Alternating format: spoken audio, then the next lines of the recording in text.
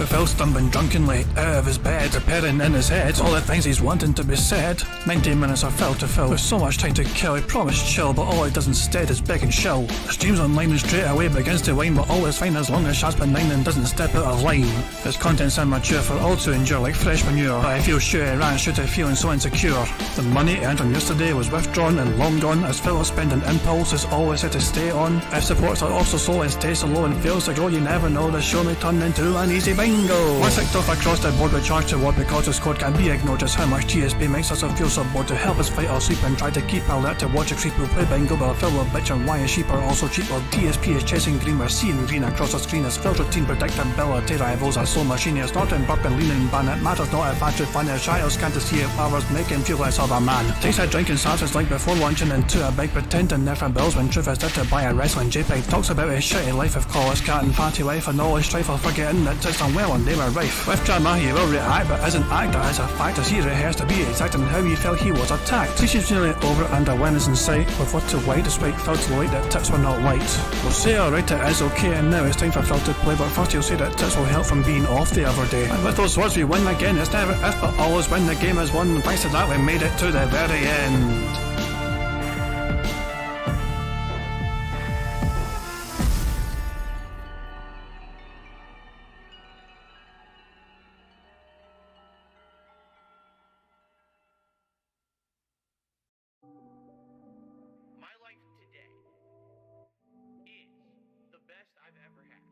Hey guys, King Jad here, and welcome to DSP Bingo for what is today, Monday the 7th of November 2022. Phil Burnell is having some tech problems right now, as you might be able to see in his chat. The USB ports apparently on the top of his PC case no longer work. Everything seems to work other than those USBs, and he doesn't need them. He has a USB hub and it's working fine. The headphone jack on the case stopped working years ago, so it's no surprise a lot of these cases die. We're thinking, what the fuck, this guy is so terrible at looking after his equipment. I can't mean it's unbelievable. Phil recently as well was bragging about how well he takes care of his stuff, you know, his stuff, he takes great care of all his stuff and all shit. Bullshit. How many things have been broken lately because of fucking Phil not taking care of it properly? The car, the kitchen, the dishwasher in the kitchen, whatever, the garbage disposal, Cat's exercise bike which fucking died as soon as she fucking hopped on it by the sound of things. Fuck's sake man, and the bathroom and all that shit as well, the vacuum cleaner. So many goddamn things in that fucking house seem to just break, and it's because Phil is not taking good care of it. Not to mention his PC problems, you know, his hard drive is fucking dying apparently and all that crap. Jesus Christ man. Anyway, Phil Burnell is having problems apparently with his computer again. So yeah, that's an interesting time for that to have happened, and Phil is very aware of the fact that technology has not been kind to him lately. What has he said? He said something, I am not having luck with equipment lately, was what he said right at the start. As soon as he got on to the stream, it was one of the first things he said. Second monitor might be on the way out, I am not having luck with equipment lately. So there you fucking go. Phil's not having a great fucking time of it lately with all this technological crap going against him. Now you see the wee thing at the top of the screen there. DSP Gaming has spent at least $761 on the latest WWE Champions event. This information is, of course, thanks to TG Gamebox, who provides all the latest information because he can base what Phil's spending on Phil's score, because Phil is more often than not in the top 100 of these events. That's how TG Gamebox is able to track this, because he compares his own score, which is, you know, fucking TG Gamebox doesn't really spend too much in the game, so he basically what TG does is kind of do all this stuff essentially for free. He kind of sees what his score is when he's done all this stuff, you know, the essentials essentially, and then he takes Phil's score and he's able to calculate how much Phil spent just by comparing the difference between his score and Phil's score. So there you go. Because of that, we know that Phil Burnell has gained at least one roster person, and he's spent at least $761 on WWE Champions, this latest event anyway. So he went from the, you know, barely in the top 100 to being 57th. So well done, Phil Burnell. The spending seems to be paying off for you. Now let's spin this wheel and pick today's bingo card.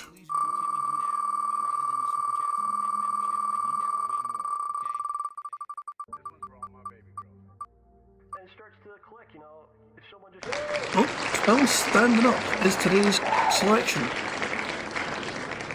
Phil standing up is for today's bingo card. That's an interesting one in my opinion. Okay. Well, in that case then, let's pick a card. So need a card between 1 and 213. So I need a number. Change the sentence. See, Everp, I was going to do that. I wasn't sure what to see. I was going to ask you guys. Should I just have it like something like monitor or something? No, that's it. I was going to change the centre square. We're not picking a number yet, guys. We're not picking a number.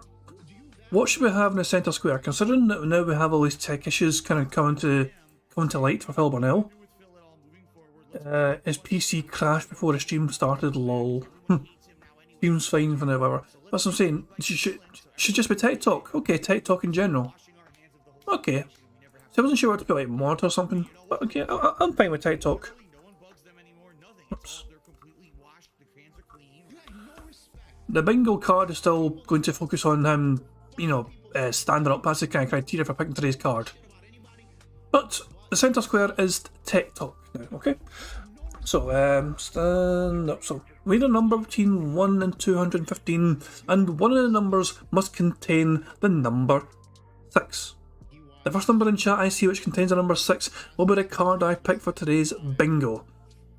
Tacosilla was the first one with 6. Well, okay, that's kind of anticlimactic.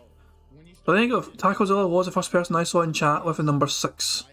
Which just with a suggestion, number 6.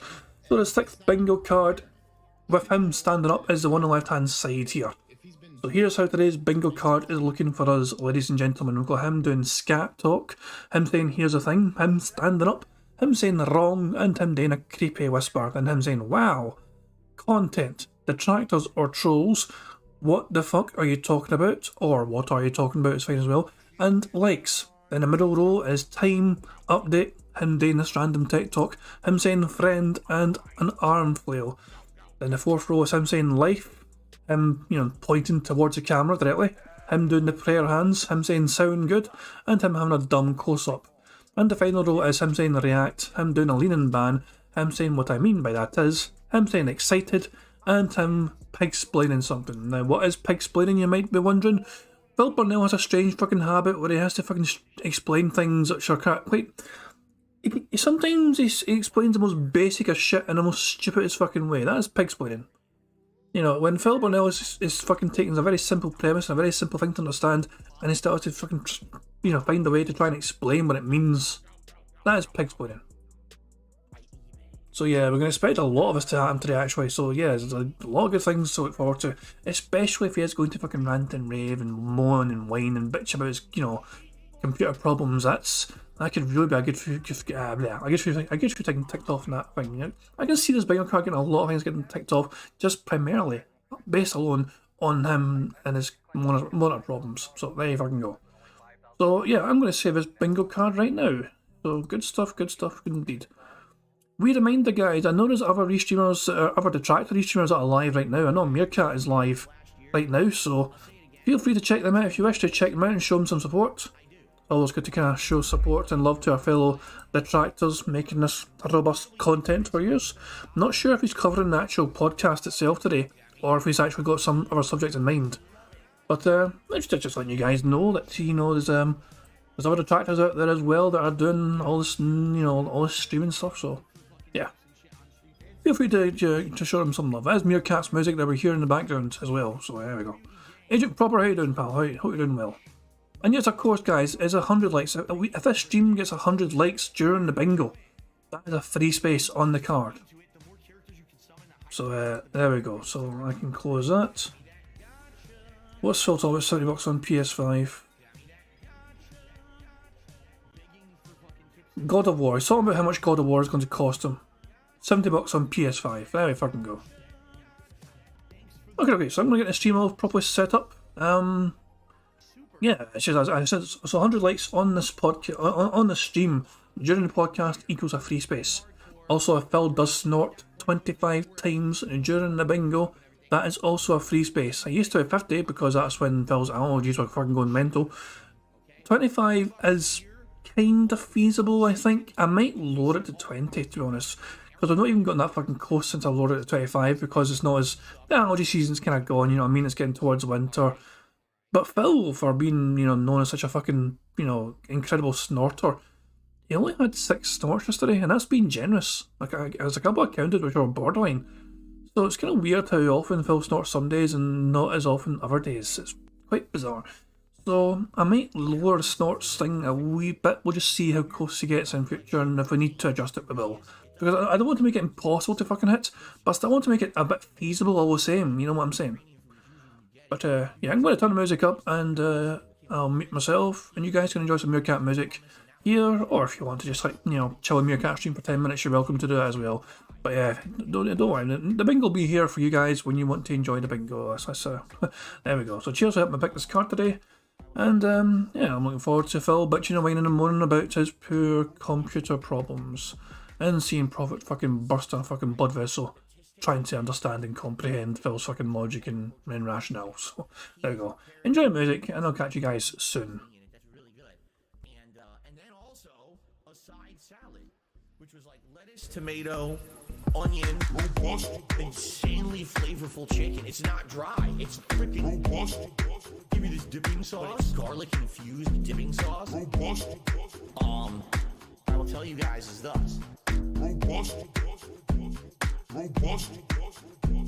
Robust.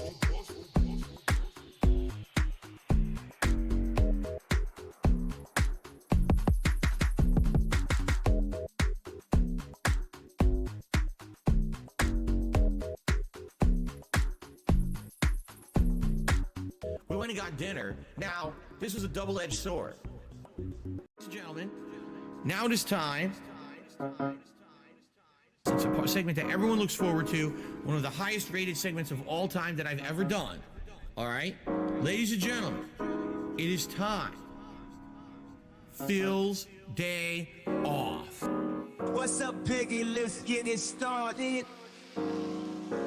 Big up Meerkat. It's my day off. Might leave the camera on and jerk off. It's my day off. Spend money on posing damn shit. It's my day off. Might go out with my bitch wife cat. Give me money today. Give me money today. This is where my fucking money goes to every month. Garbage dump, grocery shopping, pay my taxes, pet store, pay my bills, blowing his money on mobile games, blowing his money on this and that. I'm spending all this money by DoorDash for my business. I need to put disgusting food in the mouths of my family members. Obviously, I need tips. Yes, I spend money on mobile games. Okay? These are my life priorities. Pay my taxes. It's my day off. Might leave the camera on and jerk off. It's my day off. Spend money on posing damn shit. It's my day off. Might go out with my bitch wife cat. Give me money today. Obviously, I need tips. Give me money today. This is where my fucking money goes to every month. Shout out to the trolls. For those who contributed, thank you. It would be great if we get a few more tips. To make up earlier today, we did not hit the hat goal either.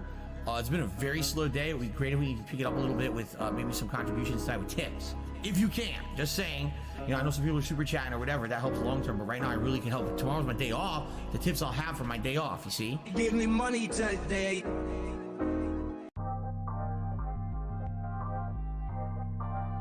Because you're not rich and you're not famous and you're not this and you're not that. You had an opportunity to be, but you blew it all. And I said, well, oh well. I'm proud of that. I guess I'm proud to be a loser. This one's for all my baby girls. I'll be the guy on level 1. I streamed myself masturbating. I'll be the guy. Fuck life. I'll be the for the thousands of children. I'll be the guy on level 1.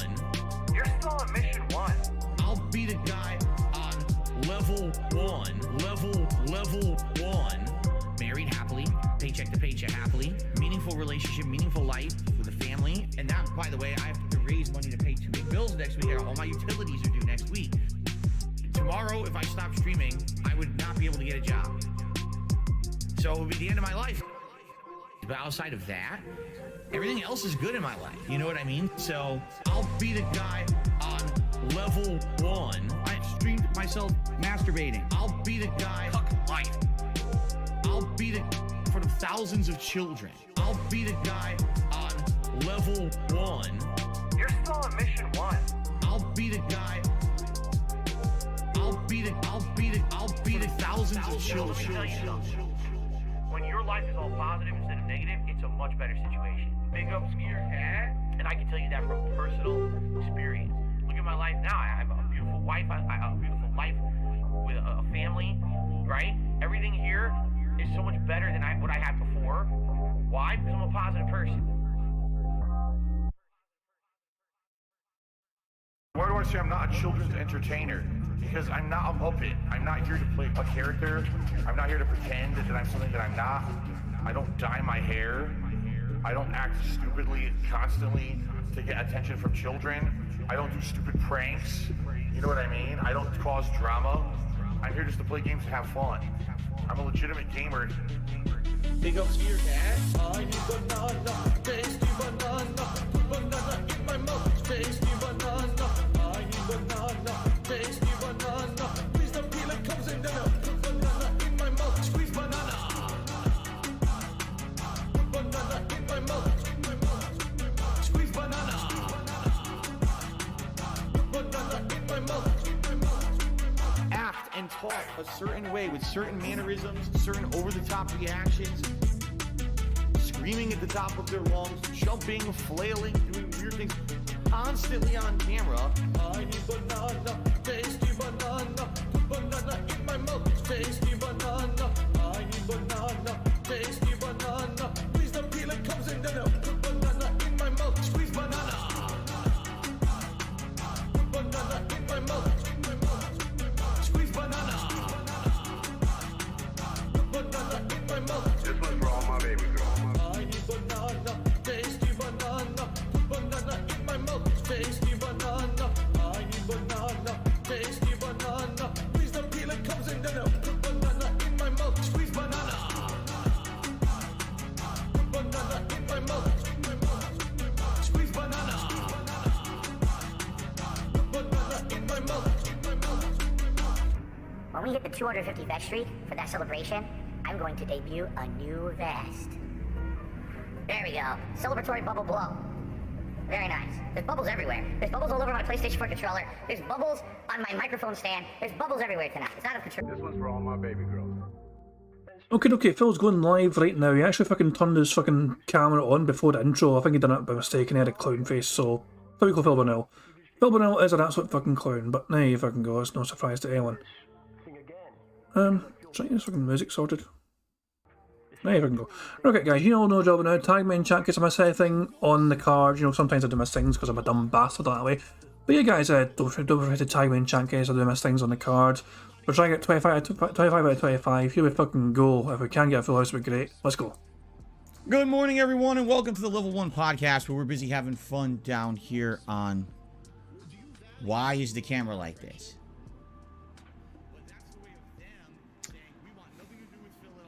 We're having technical difficulties today. As you can tell, the camera is incredibly bad, and I have to figure out why. If you're wondering what's going on, so my computer crashed this morning, okay? Which is not good. It's not good that a computer would crash. It went blue screen on me, okay? And when it went blue screen on me, basically a bunch of stuff stopped working, including the USB ports on the front of my computer on its case. So I had several different USB ports sitting on the front of the case of the PC that are built into the case itself. And those I was using for my wireless mouse and my wireless keyboard to do stuff on the PC. They just went, died, okay? So I moved those adapters over to my USB hub, but now I think what's happening is it's draining too much power out of the hub, which is making this camera run in a worse mode. So what I can try to do right now, which I don't know if it'll work on the fly, is try to unplug stuff from the hub. Let's take a look here. Let's see if this fixes anything. How can I do this? Let me think. Because I think... Hold on. I need a flashlight. Alright, the ones that I play are free to play or incredibly inexpensive, like you spend $1 here or there to make progress. This one's for all my baby girls. Got me that gotcha. I love I think I have a free USB port anyway that I don't need, but I needed to find it, so I had to get a flashlight to go find it.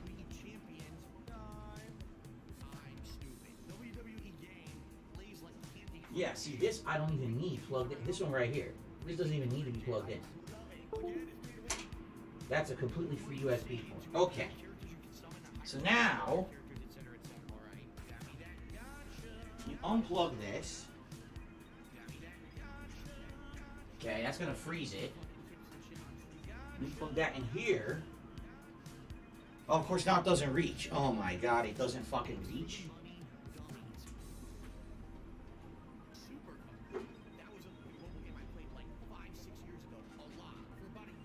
Well,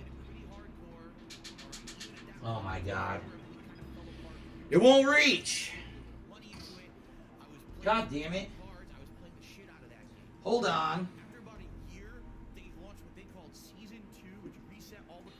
So my problem is that it won't reach. I need to get a USB extension cable, which I know I have, because if you remember when we were cleaning out my closet, we found some of them, but now I have to find them because they're in the closet. So hold on a second here. I might have to restart the whole setup, by the way. We'll have to see.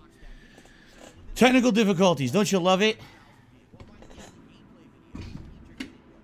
So now, where the hell did I put those cables?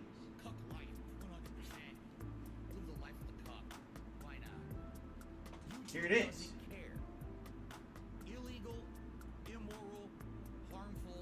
This is it right here. Money, yeah, yeah. Money, money. Oh, money, money, yeah, yeah. Money, money.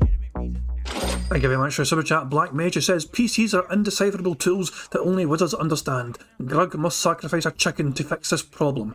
Now, do you mean a live chicken or like a rotisserie chicken? You know, does it have to be cooked? You know, can you just go to fucking like grab a frozen one or something? I don't know. It's one of those things, yeah. But Phil fucking is so fucking ignorant these days with PCs. I mean, he claims he used to build them back in the fucking day. I'm pressing X'd out that a little bit. Not gonna lie, I'm pressing X'd out that. He probably thought just fucking plugging a USB, you know, like a fucking hard drive into a USB socket may have been fucking, you know, him building a PC. I don't know. No, I'm not gonna fucking pretend it's easy to build PCs. So for some people, his Prophet is showing how adept it is. For example, on his streams, Prophet has built PCs and he knows what he's fucking doing. If you know what you're fucking doing, you know where things are going, then yes, it can be a pretty straightforward process for the most part. Phil, though, you know, he clearly has no fucking clue what he's fucking talking about, man. Well, let's catch up to Phil and see if he's fucking made much progress yet. I just want you guys to understand that means the world to me when I get a message. Yeah. Like, okay. Tough. You know, my life has been tough. This is definitely one of them. I have more than this, though. When I read a message like that, it makes me feel like I might as well just use this one. All the shit that happened to me, and all the stress. All right. Sometimes. So I'm opening my USB extension cable here. Hopefully this works.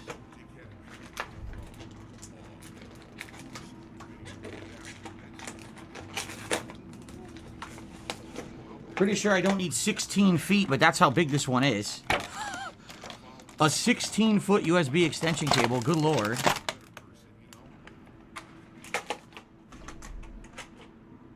Okay. So now let's try this. Now what does the sugar do in the sauce? Adds sweetness, adds a contrast. If you don't, it's going to be bitterness. You won't have any. It's going to be acidity from tomatoes. Right. You'll have And then spice. tart and it's acid. Nothing else. So now we're going to stir all that in, and we add our final ingredients, and then This one's for all my baby girls. There. I have to apologise for the audio issues, but that was not me. Those audio fucking issues there was all Phil Burnell. That was nothing to do with me. Just to clarify that was all Phil's doing. But apologies for that if it hurt your ears. Plugged in.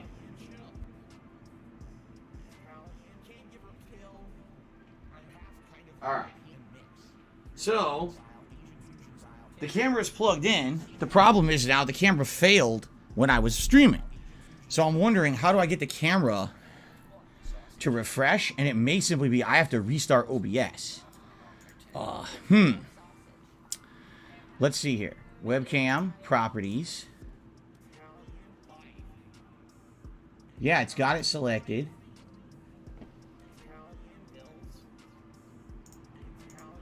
Is there a refresh button or something for it? No. There's like no refresh for the camera. So, I guess I have to try to restart OBS entirely to see if I can get this to work. It should technically, because now it's plugged in to the USB port that was already working fine. And it's actually its own USB port, which honestly, this webcam probably should have its own USB port regardless. Since it is streaming video, it's probably the highest amount of data use out of anything plugged into that hub. So I guess we're going to do that. If you're live on stream, it will not affect you. But this is an on-demand video. It's going to be different. So I'm just going to stop recording. We're going to see if we can get this to work. Okay, hold on.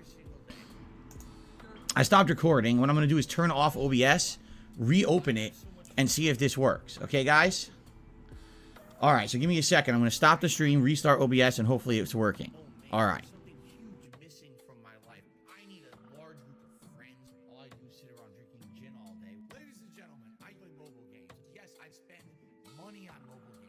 Guys, I might need to. I'm going to refresh the. Yeah, as far as I can tell, I might have to quickly refresh this things. Is Phil live yet? Yeah, Phil's not live. I've refreshed it, and what's he saying in chat? Let's have a look in chat. He says, WTF, now the light went completely off on the webcam. ... Give me a sec. Yeah, the Phil's podcast is a stream. Yeah, he killed his OBS and he tried to restart it, but he's having problems in general. I keep refreshing the page just in case, you know, sometimes I'll say, you know. But yeah, Phil, this spinning circle of death is all I'm getting. I may as well go full screen for you guys so you can see what's going on fully. As I said, it's like this, just this, you know. Yeah, amateur hour on DSP gaming. But yeah, I don't know what to tell you guys. This is there's not much I can really show here because Phil's made an absolute fucking arse of his stream. Yep, 14-year content creator. He's got all his fucking wealth of experience on his side. You know, he knows what he's fucking doing, guys. My arse, does he fucking know what he's doing? Not even God knows what he's fucking doing. Fuck me. He's messing up. Yeah, yeah. Money, money. Oh, money, money. Yeah, yeah. Money, money. Thank you very much, Black Major Super Chat, who's asking, what's the wee dog doing in the meantime? Wee dog's through the living room with my fiance, just chilling. Chilling like a villain, the wee dog. Thankfully, the fireworks have all seemed to kind of died down. You know, because the 5th of November is fireworks night. Dogs don't generally like fireworks, you know, it's like it kind of upsets dogs usually when fireworks go off. But thankfully after the 5th of November, there's plenty of fireworks going off for days leading up to the 5th of November and the 5th itself. But since then, no more fireworks, so the dog's kind of a lot calmer now, which is good. But yeah, you know, Doug's fine. He's an old bastard, Doug, man. You know, he really is, but he's still full of energy. He fucking fell on his arse earlier on. He jumped down from like a wee wall to get down, you know, and let him at the back earlier on. And he jumped down, but he fucking stumbled when he fucking landed. Face planted. Dumbass Doug. But he's an old boy. But he's doing well. So, you know, thanks for asking. He's doing well, wee Doug. Yeah, we're just waiting for Phil to get back. As you might have seen in his chat there, he's messing around. Give me some time, guys. Oh, I just heard my dog bark in the background randomly. Maybe he knows we're talking about him. Or maybe he's just being an arse. Sometimes he's an arse and just barks randomly. He says it's working apparently. Well, let's refresh the fucking stream and see if we can get it working here as well. Or is he just talking about his webcam? He's talking about his webcam working. I think he's talking about only his webcam. Oh, apparently it was something very stupid. But this is good. Now it's on its own line and not being shared with anything else. You hear that, guys? Oh my god, I wonder what it is. Let's restart the show. LOL. I wonder if Phil's just going to actually restart the bingo, like, as in just do another intro and just ignore the first part. If Phil had sense to him, he would just fucking just restart the goddamn thing altogether and just start fresh. Which technically might mean that the first couple of things on this card doesn't count. Nah, I'm counting it. As part of the live stream, I'm counting it. But Phil's probably going to just actually restart the actual podcast. Come on, Phil, hurry the fuck up.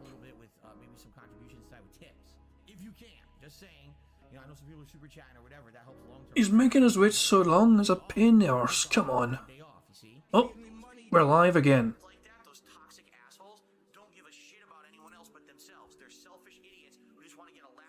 Yeah, he's restarting. He's actually restarting properly.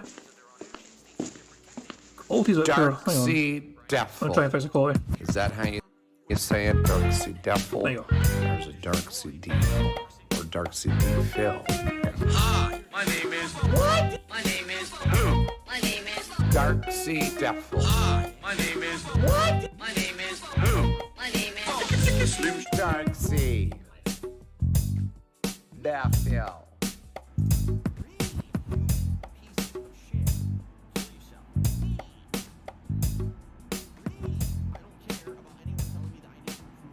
What is going on, everyone? Let's try this again. Phil here, and welcome to the Level 1 podcast, where we're busy having fun down here on Level 1. And, apologies. We had technical difficulties this morning, which obviously I did not intend on having. It happens sometimes, which sucks. Obviously, you don't want technical difficulties, but when they creep up, you got to deal with them as best you can, right? So, we got a lot to talk about on today's podcast. Today is Monday, the 7th of November, 2022. And there's a ton of stuff going on. We got to talk about what's going on with my short schedule YouTube shorts and what you guys think of them, because I want honest feedback if I should keep doing them or not. The early reviews for Sonic Frontiers are out. The game comes out tomorrow. I'm playing it. And obviously I'm very excited to check it out. And the reviews are very mixed. I'd like to talk about those. We got a lot of crap going on Twitter right now with censorship and a lot of people jumping on a bandwagon. So I'd like to talk about that today. We got a lot of topics to discuss. All right. But before we get to all those topics, let's talk about what just happened. More technical difficulties. As if I haven't had enough recently with my car breaking down, my TV dying. This morning, my PC, everything's up and running. And all of a sudden, I go to turn on my second monitor, because I have two monitors. All right. Primarily the reason I have two monitors is because I used to do like a video editing and stuff, years ago, on other channels on YouTube like KO Gaming. I haven't done that in a long time. Do I absolutely need two monitors? No. Is it useful? Absolutely, yes, it is. For the kind of work that I do, I still make use of them. So the monitor turned on really slow, then turned off. And I had to cycle through the video feeds to get it to turn on again. I'm like, what is going on here? Is the monitor dying? Then all of a sudden, boom, blue screen of death. My computer says, oh, it has to restart. Let's just compile an error message and then restart. I was like, that's not good. That hasn't happened to me in years. I can't remember the last time I got a blue screen. So I restarted the computer and, boots up to the Windows screen where you got to log in and everything, and nothing works. My mouse won't move. It's not even like showing powered. My keyboard does nothing. And I'm thinking to myself, well, I know that it's not the whole PC not working because obviously the monitor's on. Some things are working here. So I'm thinking, where are these peripherals plugged in? Well, on my PC case, there are what they consider shortcut USBs on the front. There's 4 of them. And then there's actually a headphone jack and a microphone jack, the old stereo cable type, on the front of my PC case. Now, years ago, I used those for various different things. I haven't used those in a long time when it comes to the audio jacks. But I remember a year or two ago, for some reason, I had to do something on my PC. I can't remember what it was. And I tried to plug headphones in, and it don't work anymore. Those headphone jacks died for some reason. They just don't work. So what it seems like now has happened is this morning, my USB ports on the front have fried. They don't work anymore because that's where my mouse and my keyboard was plugged in. And so I unplugged them, plugged them into other USB things that I have, and they worked easily. No problems. Okay? So obviously that was the problem. The USBs must have died after many, many, many years of use. Keep in mind this computer is over 8 years old. So not shocking.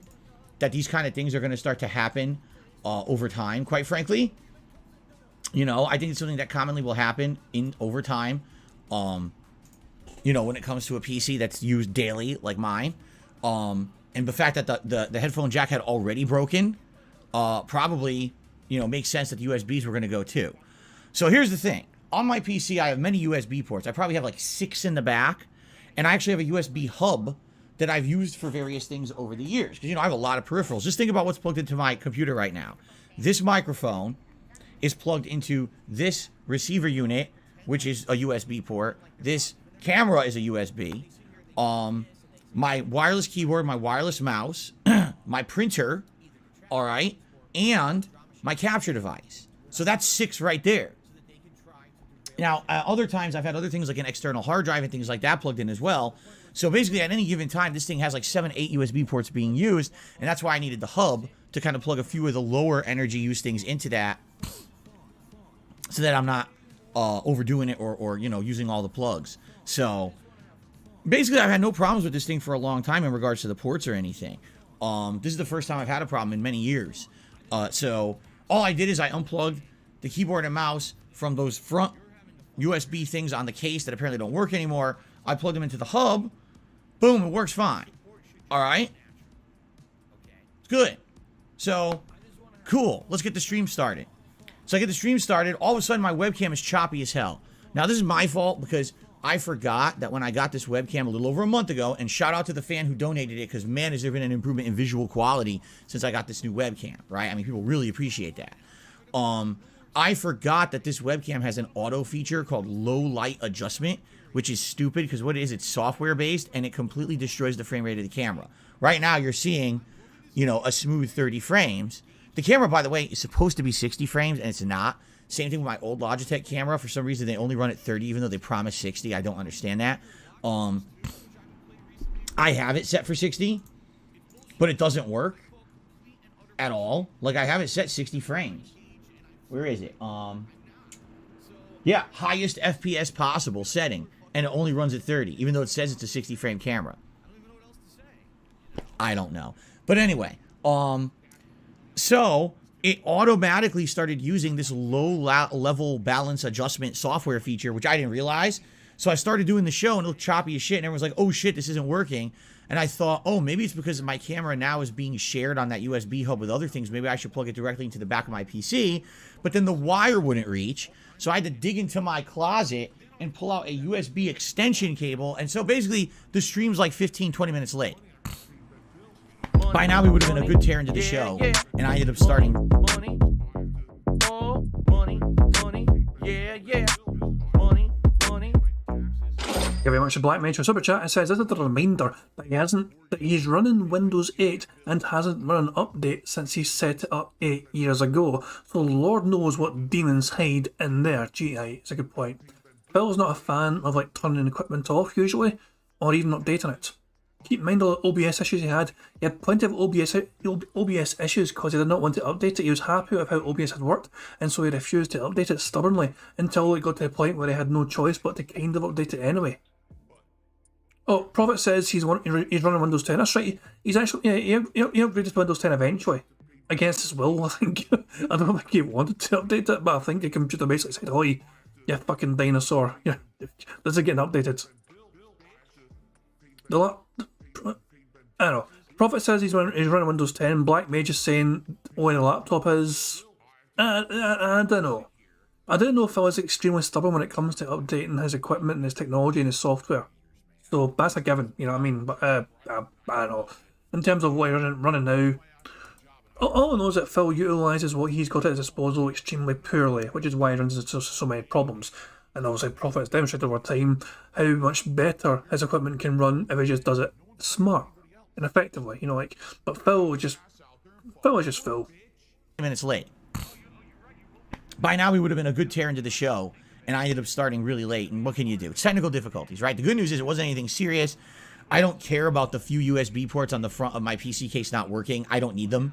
And quite frankly, when a PC starts to have things go wrong, it's usually those little bell whistle extensions on the front of a case that go first. I know from experience when I used to build PCs, even, you know, on some of those PCs, some of the things right in the front of the case wouldn't work within a few months. Like, what happened?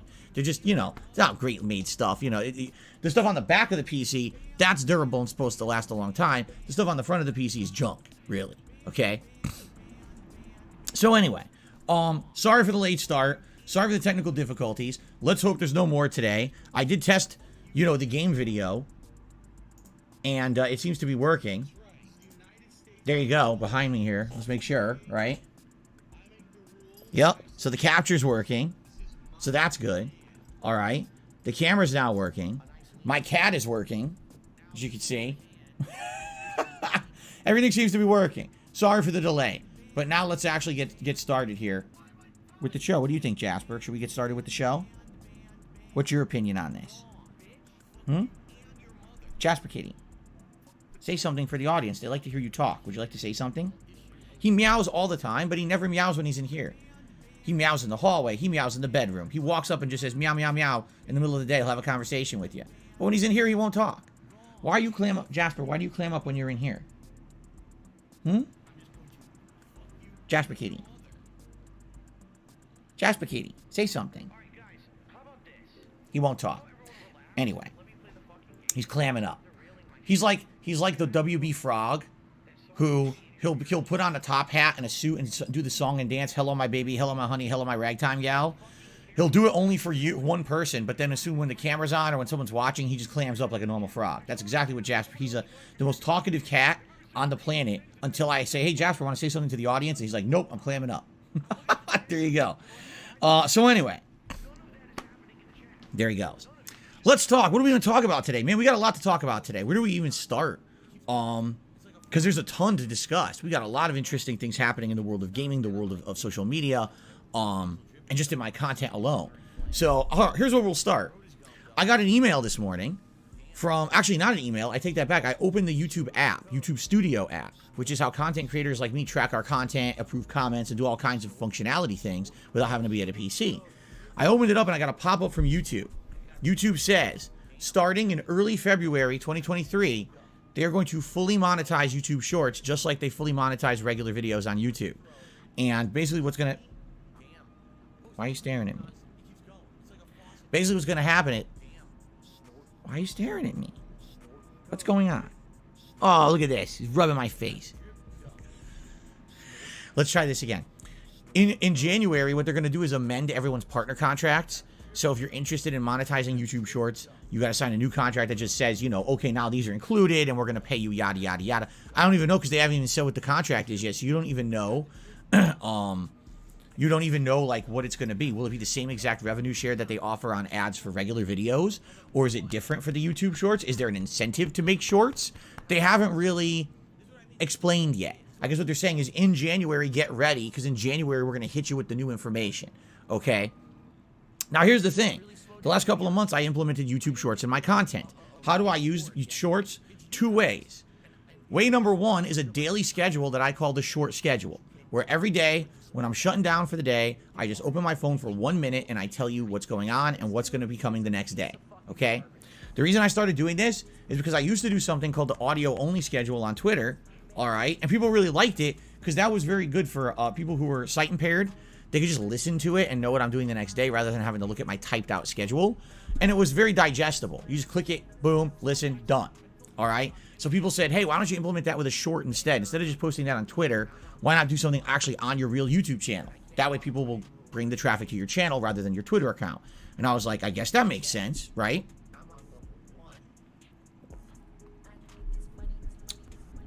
Now, the other use that I have for YouTube Shorts is when I have my day off once a week, I make an honest effort to try to highlight some of the best moments of the week that have happened here on DSP Gaming.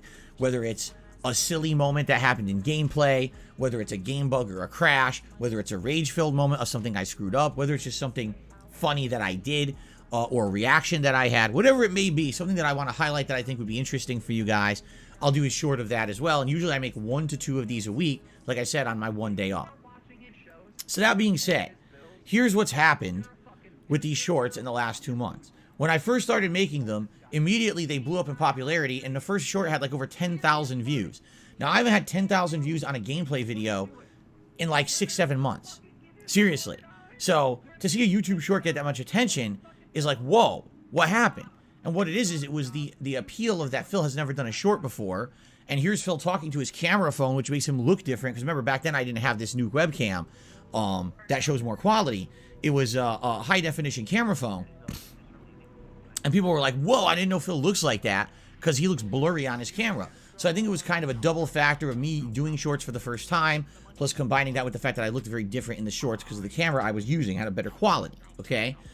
But what I've noticed in the last 2 months is that the initial interest has completely waned, and the shorts just keep going like this, all right? So what was first had thousands of views, then went down to 5,000 views, then went down to 2,000 views, then went down to 1,000 views, all right? Now, the short schedule is barely getting 400 views a day, if that. Okay? I've noted, even this week, hold on. Did I just mishear him? I could have sworn he just said snort schedule. barely getting 400 views a day, if that. The short schedule... Okay, I actually said short. I swear to God I heard snort. But that's just what I call it, essentially. That's my fault. I could have sworn he said snort schedule. That's my bad. Is barely getting 400 views a day, if that. Okay? I've noticed, even this week, I've noticed a distinct spike downward in the views that I get on the short schedule. Okay? As for the highlights that I do during the week, it really depends on the highlight. For example, if I do a highlight that's popular, it'll maybe get anywhere from 1,000 to 3,000 views, maybe, as a short. And then sometimes highlights don't catch on and they do like just a couple hundred views, you know. For example, this last week, I highlighted two things. I highlighted me in my Halloween costume looking like an idiot, and then also having my mic muted because I was a moron at the beginning of my Halloween event, and I made fun of myself. I poked fun at myself with a voiceover. That did all right. I think at this point it has like a little bit over 1,000 views. Let's see. Actually, it has almost 2,000 views, which I didn't even realize. I thought it only had like 1,000. It's almost 2,000 views, okay? The other highlight that I made was my Modern Warfare 1 campaign, Modern Warfare 2 campaign premiere, the first part where you play as Ghost, and I accidentally didn't realize you weren't supposed to walk off a cliff, and it literally is super reminiscent of Dark Souls 11, 12 years ago. Me just stepping right off the cliff and boom, instant death. So I thought that was funny. Legit, I think in one case, it's kind of silly and stupid because I'm wearing a Halloween costume and I'm muted. In the other case, it's legit funny because I'm just being dumb and I walk off the cliff. The clips performed the opposite, I thought. I thought the cliff one would do way better. It did half as well as the Halloween one, you see? And as I go through my shorts here, it's very hit or miss. It's weird because some of the short schedule videos, as little as a week and a half ago, were getting almost 2,000 views. But then some of them don't barely get any views. Here's a short that I did. The worst game ending I've ever seen. This was me highlighting the end of Scorn. 3,000 views. Not bad. And then the highlight of my Halloween fantasy battle royale in WWE 2K22. About 2,300 views. That's not bad, you know. So I'm looking at these and I'm like, you know, the functionality of shorts. Like, how can I really use it? Can I use it to highlight content on my channel? Yes, I can. But it seems to me like the short schedule maybe is not working. And this is what I was doing. You know, I did it because you guys said this is how you can implement shorts. That's why I started doing it. So if you guys don't feel there's a use for the short schedule, if you think that it doesn't really serve a purpose, then I won't do it anymore. You know, when I started, it was getting thousands of views. Now it barely gets 400 in 24 hours. So if you don't think that there's a point to it, maybe what I'll do is I'll just do it for the rest of this week, and then we'll retire it. And then what we'll do is we'll reserve shorts only for me to highlight gameplay on the channel, okay? Now, here's the thing. I'm sure there's going to be some days when something hilarious happens in my gameplay. It's immediately going to come to mind, and I'll be like, oh, I can highlight that, right? But there's going to be other days when I'm not going to remember anything, and I'm going to need you guys to help me to tell what you want me to highlight. And normally, I don't have a lot of time to do it, but maybe if I'm doing it on a daily basis and I'm not doing the short schedule, maybe I can remember like one thing a day to highlight, or maybe it would be every other day, but at least if there's something, you know, funny or silly or notable that happens in a playthrough. Like yesterday, I'm at the end of In Plague Tale Requiem. I got a ridiculous game bug. It was so dumb. The whole graphics were glitching out and everything. And maybe that could be a good highlight. Or at the end of Modern Warfare 2, I had some weird things happen, some weird glitches. Maybe you could highlight that, right? I don't know what we would have today, because today we're doing Gotham Knights and Modern Warfare 2 multiplayer. Maybe something funny will happen in the multiplayer, you know? So that's kind of what I'm thinking. Maybe the short schedule doesn't make sense anymore, and maybe what I should do is instead only highlight notable moments in the gameplay. But I need your feedback on that. Please give me your feedback today. Obviously, those who are live on stream right now and those who are watching this on demand, please leave a comment on the video. Let me know, what do you think about the future of shorts, the short schedule? Do you think it's good, or do you think that it doesn't really serve a purpose? Wallowing Whiskey says, well, if the short schedule is kind of like the audio-only schedule and you did it for visual impaired people, why not continue to provide that service for them? Well, because I haven't really got much positive feedback about it. It would have been one thing if I started doing it and people were like, wow, this is really serving a purpose. I don't think it is. You know, I just don't. I don't think it is. Maybe it makes sense to just go back to doing the audio-only schedule on Twitter and don't do the short schedule on my YouTube channel, you know? The way I see it, I don't want to flood the channel with unnecessary stuff. And if you guys think the short schedule is unnecessary... Holy fuck. Are you fucking serious, Phil? You don't want to flood your channel with unnecessary stuff. A gentle reminder, ladies and gentlemen, a gentle reminder that Phil Burnell has... How many fucking videos? Where would it even fucking tell you? Didn't he go to fucking Social Blade or something?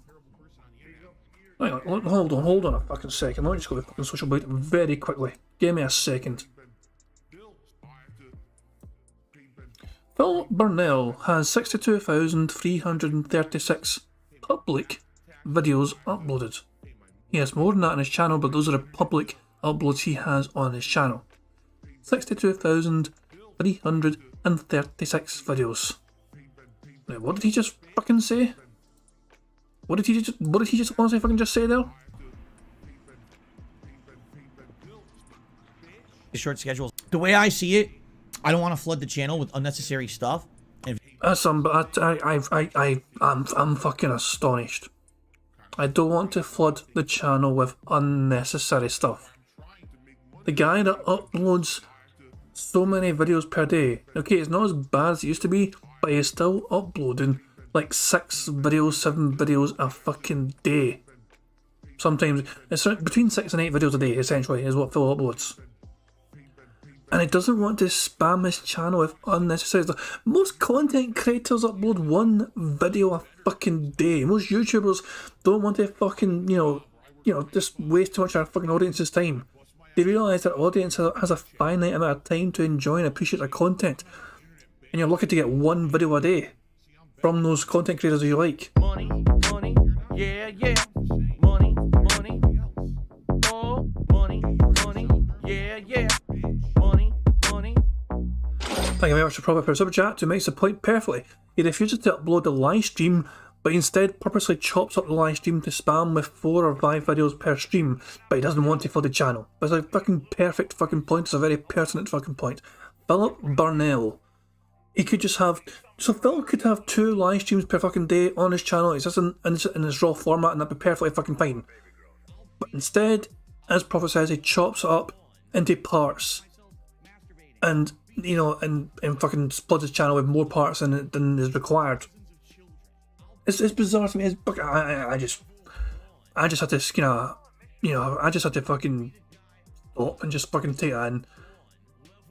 I cannot believe he fucking said that.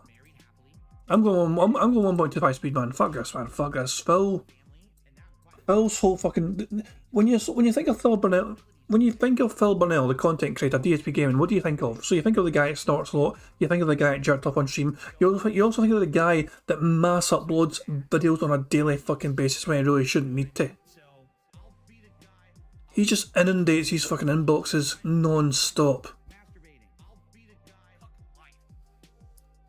And he thinks that every single one of his videos is like content that's worth having on YouTube. Even though he doesn't want to fucking watch any of it himself. He can't be asked to watch any of his own content back. It's not good enough for him to fucking watch, but he demands it from his audience, he demands it from his viewers. If you guys think the short schedule is unnecessary, I'd rather save the shorts for when it's something notable or important. And again, next year, I just got the notice, next year these are going to be monetized. So if they're going to monetize the shorts, I want people to watch the shorts. I don't want to be just pumping out a short that no one cares about, and there's an ad on it too. You know what I'm saying? So I guess maybe from the feedback I'm getting in the chat, people are saying get rid of the short schedule. That's what they're saying. They're saying you don't need it. Shorts should be saved for clip-worthy moments to draw people to your actual playthroughs. Watching a short or streamer schedule is unappealing. I'm okay with discontinuing it. I totally am. I'll discontinue it tonight. I'll just say, hey guys, I just want to say goodbye because this is it for the short schedule. I got overwhelming feedback. You guys don't really like this. If you want my schedule, it's posted here on the community tab every day and on my Twitter, you know. And I talk about it every morning on the Level 1 podcast, so I don't need to do this anymore, but I will continue to do shorts of highlights of gameplay moments. I'll do that tonight. Okay, fine. Only funny moments. All right, fair enough. You're done. Good. That's exactly the feedback I wanted. If you completely disagree with this, let me know today. Leave a comment on this podcast if you completely disagree and you find those useful. But I'm just taking your feedback, and people are just saying, yeah, you don't really need it. Like, it's not really doing anything. Okay, fair enough. If you think that it's not worthy, it's not doing anything, hey, it's extra work for me too. I don't have to do it. I'll do something else. Like I said, I could take that time that I'm thinking, oh, I got to do this short schedule, and maybe I could highlight a funny moment from the gameplay that day instead, if I can think of something for that day. Every day, it's not going to happen. You're not going to have a genius idea every day of what to highlight, you know? But maybe that's what I should do, is at the end of every day, think back at what I did that day, and think if I can think of a moment to highlight, right? Like yesterday, during the gameplay, people were outright saying this could be a top 10 funniest moment of the year moment. And, you know, we'd like to see that highlighted somewhere. But the problem was I wasn't paying attention because I wasn't thinking of doing this, and now I don't remember what it was, you know? Okay. Why not do both? Well, here's the thing. Here is a definite thing that I've learned over the years. You don't want to oversaturate, all right? You don't want to be putting out a million clips a day. You just don't. If you're going to be putting out any kind of short, you want it to be a meaningful short for that day. You don't want to have a schedule. First of all, he just said meaningful. What do you know? Second of all, Jesus Christ, man. The amount of videos that this person used to upload on a daily basis was incredible. When YouTube had 10-minute, restrictions, 10 minutes per video restrictions on them, he would still upload hours and hours and hours worth of content in raw form. He would be uploading 20 to 30 fucking videos per day. Some of you guys might not even be aware of how bad it was for Phil Burnell. 20 to 30 videos per fucking day. Each one 10 minutes long. Each one completely raw format. Unedited garbage content. Sorry, content. Those are dark times, guys. Those are dark fucking times. Let me just fucking tell you that. Short, a highlight short, a big important news update short. Now you're too much, and now it's oversaturation. You know, I learned that the hard way many years ago, uploading a million videos in a day. You don't want that. You want it to be meaningful and impactful. You don't want it to just be so much crap in your face that you don't even know what to watch. You see?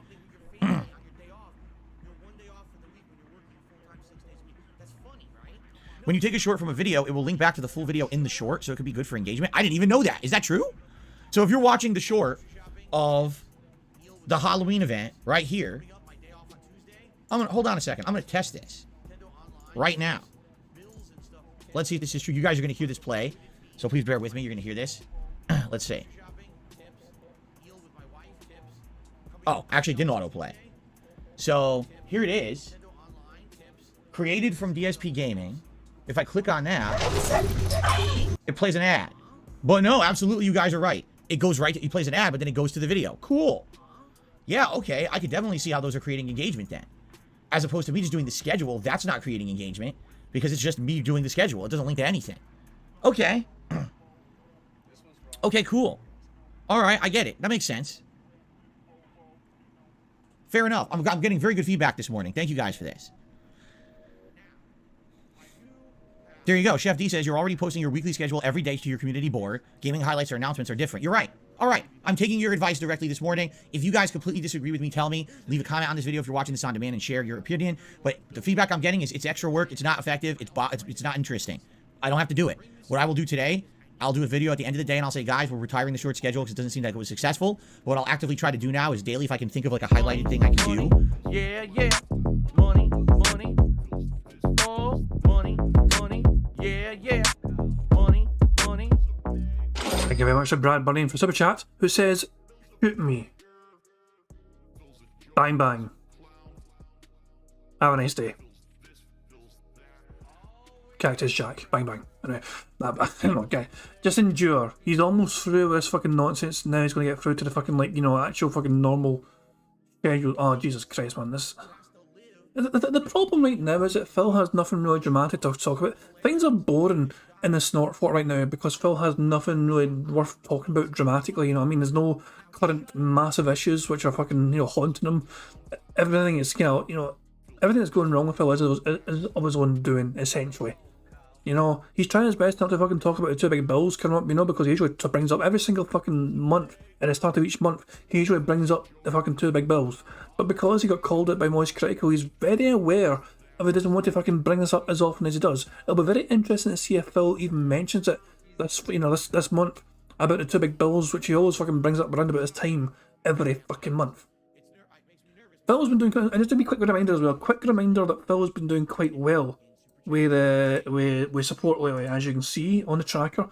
Yesterday he got $284 in tips, and the day before that 174, and the day before that 284 again. But fucking hell, 284 fucking twice in a row, or twice in 3 fucking days. Oh yeah, free bills now, new TV, of course, aye. But support for Phil Bonnell within the last, let's just pick the last 7 streams for Phil Bonnell. The last 7 streams alone, Phil has earned, so these are 6 actually, let me click on 7. There you go. The last 7 streams, Phil has earned, in total, $1,500 exactly in tips. Exactly $1,500 in tips alone, given to Phil in the last 7 days. Streaming. So, things are going quite, I'd say it's quite a successful week of streaming for Phil. I know technically it's more than a week because there's a day off, but you get what I'm saying.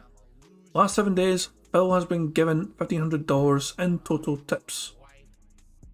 So things are quite decent in Philville right now. You know, he's doing quite well for himself. Support's been quite decent. Team Michael Gamer has gone above and beyond, particularly to make sure some of these fucking streams are extremely, all the goals are met. He has been really digging deep for Phil Bonnell's sake. And because of that, Phil's able to fucking spend money in WWE Champions events, getting almost in the top 50 now in this latest WWE Champions event. And it's, yeah, love to see if Phil saved enough for the 2 big bills coming up as well. Schedule, because it doesn't seem like it was successful. What I'll actively try to do now is daily, if I can think of like a highlighted thing I can do, I'll do that every day. And if you guys have feedback on what do you think is the moment you'd like to see highlighted as a short, share that with me during the live streams, and I'll keep that in mind at the end of every day. How does that sound? Does that sound good? Yeah. Do a short that connects to the podcast, says NDO103. What do you mean by that? Like, actually, well, here's the thing. It's actually really hard to make shorts out of this podcast. You want to know why? Because the podcast is so long. The podcast ends up being like an hour to an hour and a half. So skimming through this thing is really hard. Not saying that I wouldn't, because I have highlighted the podcast before. But it's kind of annoying to try to find the most. Like, for example, let's say right now, instead of doing a short schedule for tonight I do a highlight of this podcast, all right? Here's what we'll do. I'm going to do it right now. Ready? I'm going to wave my hands like an asshole. I'm going to do this for 10, 15 seconds. Because if I'm looking for the short highlight tonight, all right, this will give me the idea. So let me wave my hands around like an asshole. So like, Phil, hey, Phil, doing the short tonight. Here it is. This is the part that you need. Okay? All right, you ready? Ladies and gentlemen, I'm talking with my audience live here on the Level 1 podcast today, and they've given me some definitive feedback that the short schedule is not only kind of unsuccessful, but not needed. Every single day, I'm posting up my schedule on the community tab of DSP Gaming, as well as on my Twitter account, @TheyCallMeDSP, and I've seen the viewership very dramatically dip in the last month or so for the short schedule. The feedback I'm getting is that I should save highlights and the shorts for things from gameplay, like funny moments and the like. So moving forward, that's what I'm going to do. All right? So I'm actually using this as a highlight, as an example of something that I will highlight every day that's important. You'll get this kind of stuff rather than the short schedule. And then you have to check out the schedule either, again, on the community tab or on Twitter. Hope this makes sense. Leave me your feedback and let me know what you think. Thanks a lot. There we go, Phil. I'm waving my hands, Phil, so you know when to stop the short, Phil. Here you go. So I'm going to try to highlight that tonight as a short. And we'll see how it goes. All right? Maybe that makes more sense to highlight things from the actual streams as shorts. No more of this short schedule nonsense. Sound good? We'll do that then. And by the way, that's easier for me. I'd much rather highlight the content I'm doing all day than make another video. You know, I think people liked it because at first it was like, oh, Phil looks totally different because the camera's different. But you guys are used to that. It's been 2 months. You don't care about my face anymore. You're tired of seeing my ugly face. You know? Chef D says, I appreciate how you can do shorts without pausing. You have legitimate talent for that, and I couldn't do it. I forget what I'm saying all the time. One take Phil. That's what I used to be known as. Because even when I used to just do the videos on demand for YouTube before I was even a streamer, I would do one take. Like almost never would I do more than one take. I'm just good I'd at it. like to remind everyone, in case you forgot, that this is Phil's second attempt at doing the podcast because the first one failed. Because I had to restart his computer, so this is technically the second take that Phil's doing right now on his show. Just pointing that out there. I'm good at thinking on the fly, and I'm good at formulating a thought and getting it out all at once. How could I do this podcast if that wasn't the case, right? But yeah, it's just something that I've grown to do better and better over time as well. Which is weird, because a lot of people, the older they get, the harder it is for them to do that. I think I've actually done better. The older I'm getting, the better I am at actually formulating, you know, my thoughts and getting them out verbally all in one go. So, no, I never took improv classing or anything like that. When I was younger, I did a lot of public speaking when I was in school. And then at some of my jobs, you know, I was always in front of people.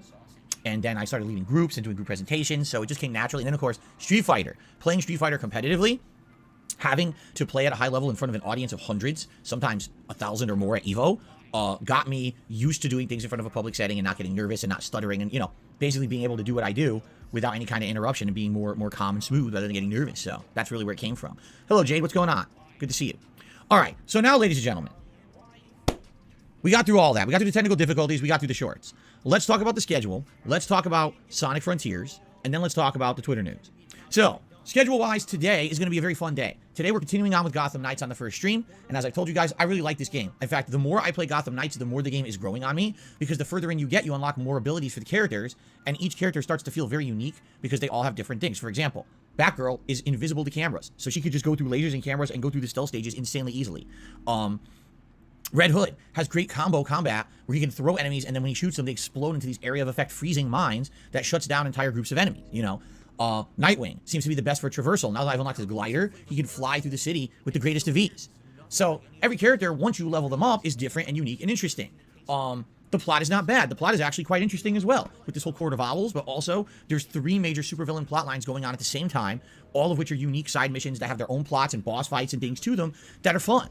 I don't know why people panned this game the way they did, except for the graphics. That's really the only thing that I can fault the game. This game is a $70 modern game and shouldn't be running sub 30 frames in any circumstance. So, you want one legit criticism of the game? Absolutely, the graphics are not that good. They should not be like this. But outside of that, I don't really have many complaints about the game. I'm enjoying it. The more I play it, the more I like it. Today, what we're going to do, we have the final missions to finish up the Knighthood quest line for Batgirl, which allows her to have her traversal technique and a special combat ability. Once we do that, we're going to head right into the side quest lines and try to finish some of them today. So we'll probably do Harley Quinn first. I think she's the lowest level. And I think the middle level is Mr. Freeze. So maybe we'll do 1 or 2 of those. And we'll see how much time we have left. Okay? We are approaching the end of the game. There's 3 side quest lines. And then there's the main plot. And we're already on chapter 6 of 8 of the main plot. So we're almost done with the main plot. That's why I wanted to take time to do some of the side quests before we adjourn the game. So it should be fun. It's been good interactive times. When I play this game, you guys seem to enjoy it as much as I do watching. So I'm having a great time. And I hope you guys will chill with me in Gotham Knights today. Keep in mind, this is the final daytime stream of Gotham Knights, because starting tomorrow, we've got non-stop new releases, okay? So those are going to take priority, and Gotham Knights will now be a late night stream, okay? So, Gotham Knights fun. Hello, Juan David, how are you, by the way? Tonight on the late stream, 6:45 p.m. Pacific Standard Time, it is Call of Duty Modern Warfare 2 Money, oh, money, yeah, money. Thank you very much to Kate Bowen for subscribing to the channel. I appreciate it. Tonight on the late stream, 6:45 p.m. Pacific Standard Time, it is Call of Duty Modern Warfare 2 multiplayer. Now, I need your feedback because I need to know what weapon you guys think I should use. You've seen my style of play, right? I tried the M4, thought it was boring as a starter weapon. I went to the Icarus LMG. I thought it was okay, but once I got the scope, I started doing really better. But I was really trying to unlock the M16, which has been a very good weapon to use in previous Call of Duty games. Apparently not so much in this one, because in this one, it doesn't seem to do much damage. Even with all the attachments I put on it, it's hard to down enemies with the damn thing. So people are saying, nah, it's not that good, you should use a different weapon. But what? Should I use an SMG? Is there a better assault or battle rifle that I should be using? I will need your feedback tonight for a 2-hour session of multiplayer, and I hope that you will let me know what you think, and we'll go from there, because I'd like to definitely start unlocking more better stuff to make me perform better in the game, okay? Tomorrow is the premiere of Sonic Frontiers. I already have it purchased and fully pre-installed here on my Xbox Series X. We're good to go. The reviews are out. I have not spoiled myself on the game, but the reviews are mixed. Money, yeah, money, oh, money, yeah, money. Thank you very much to Proper for the super chat. It says, talking about graphics, has his HDMI switch plugged in the wrong HDMI port?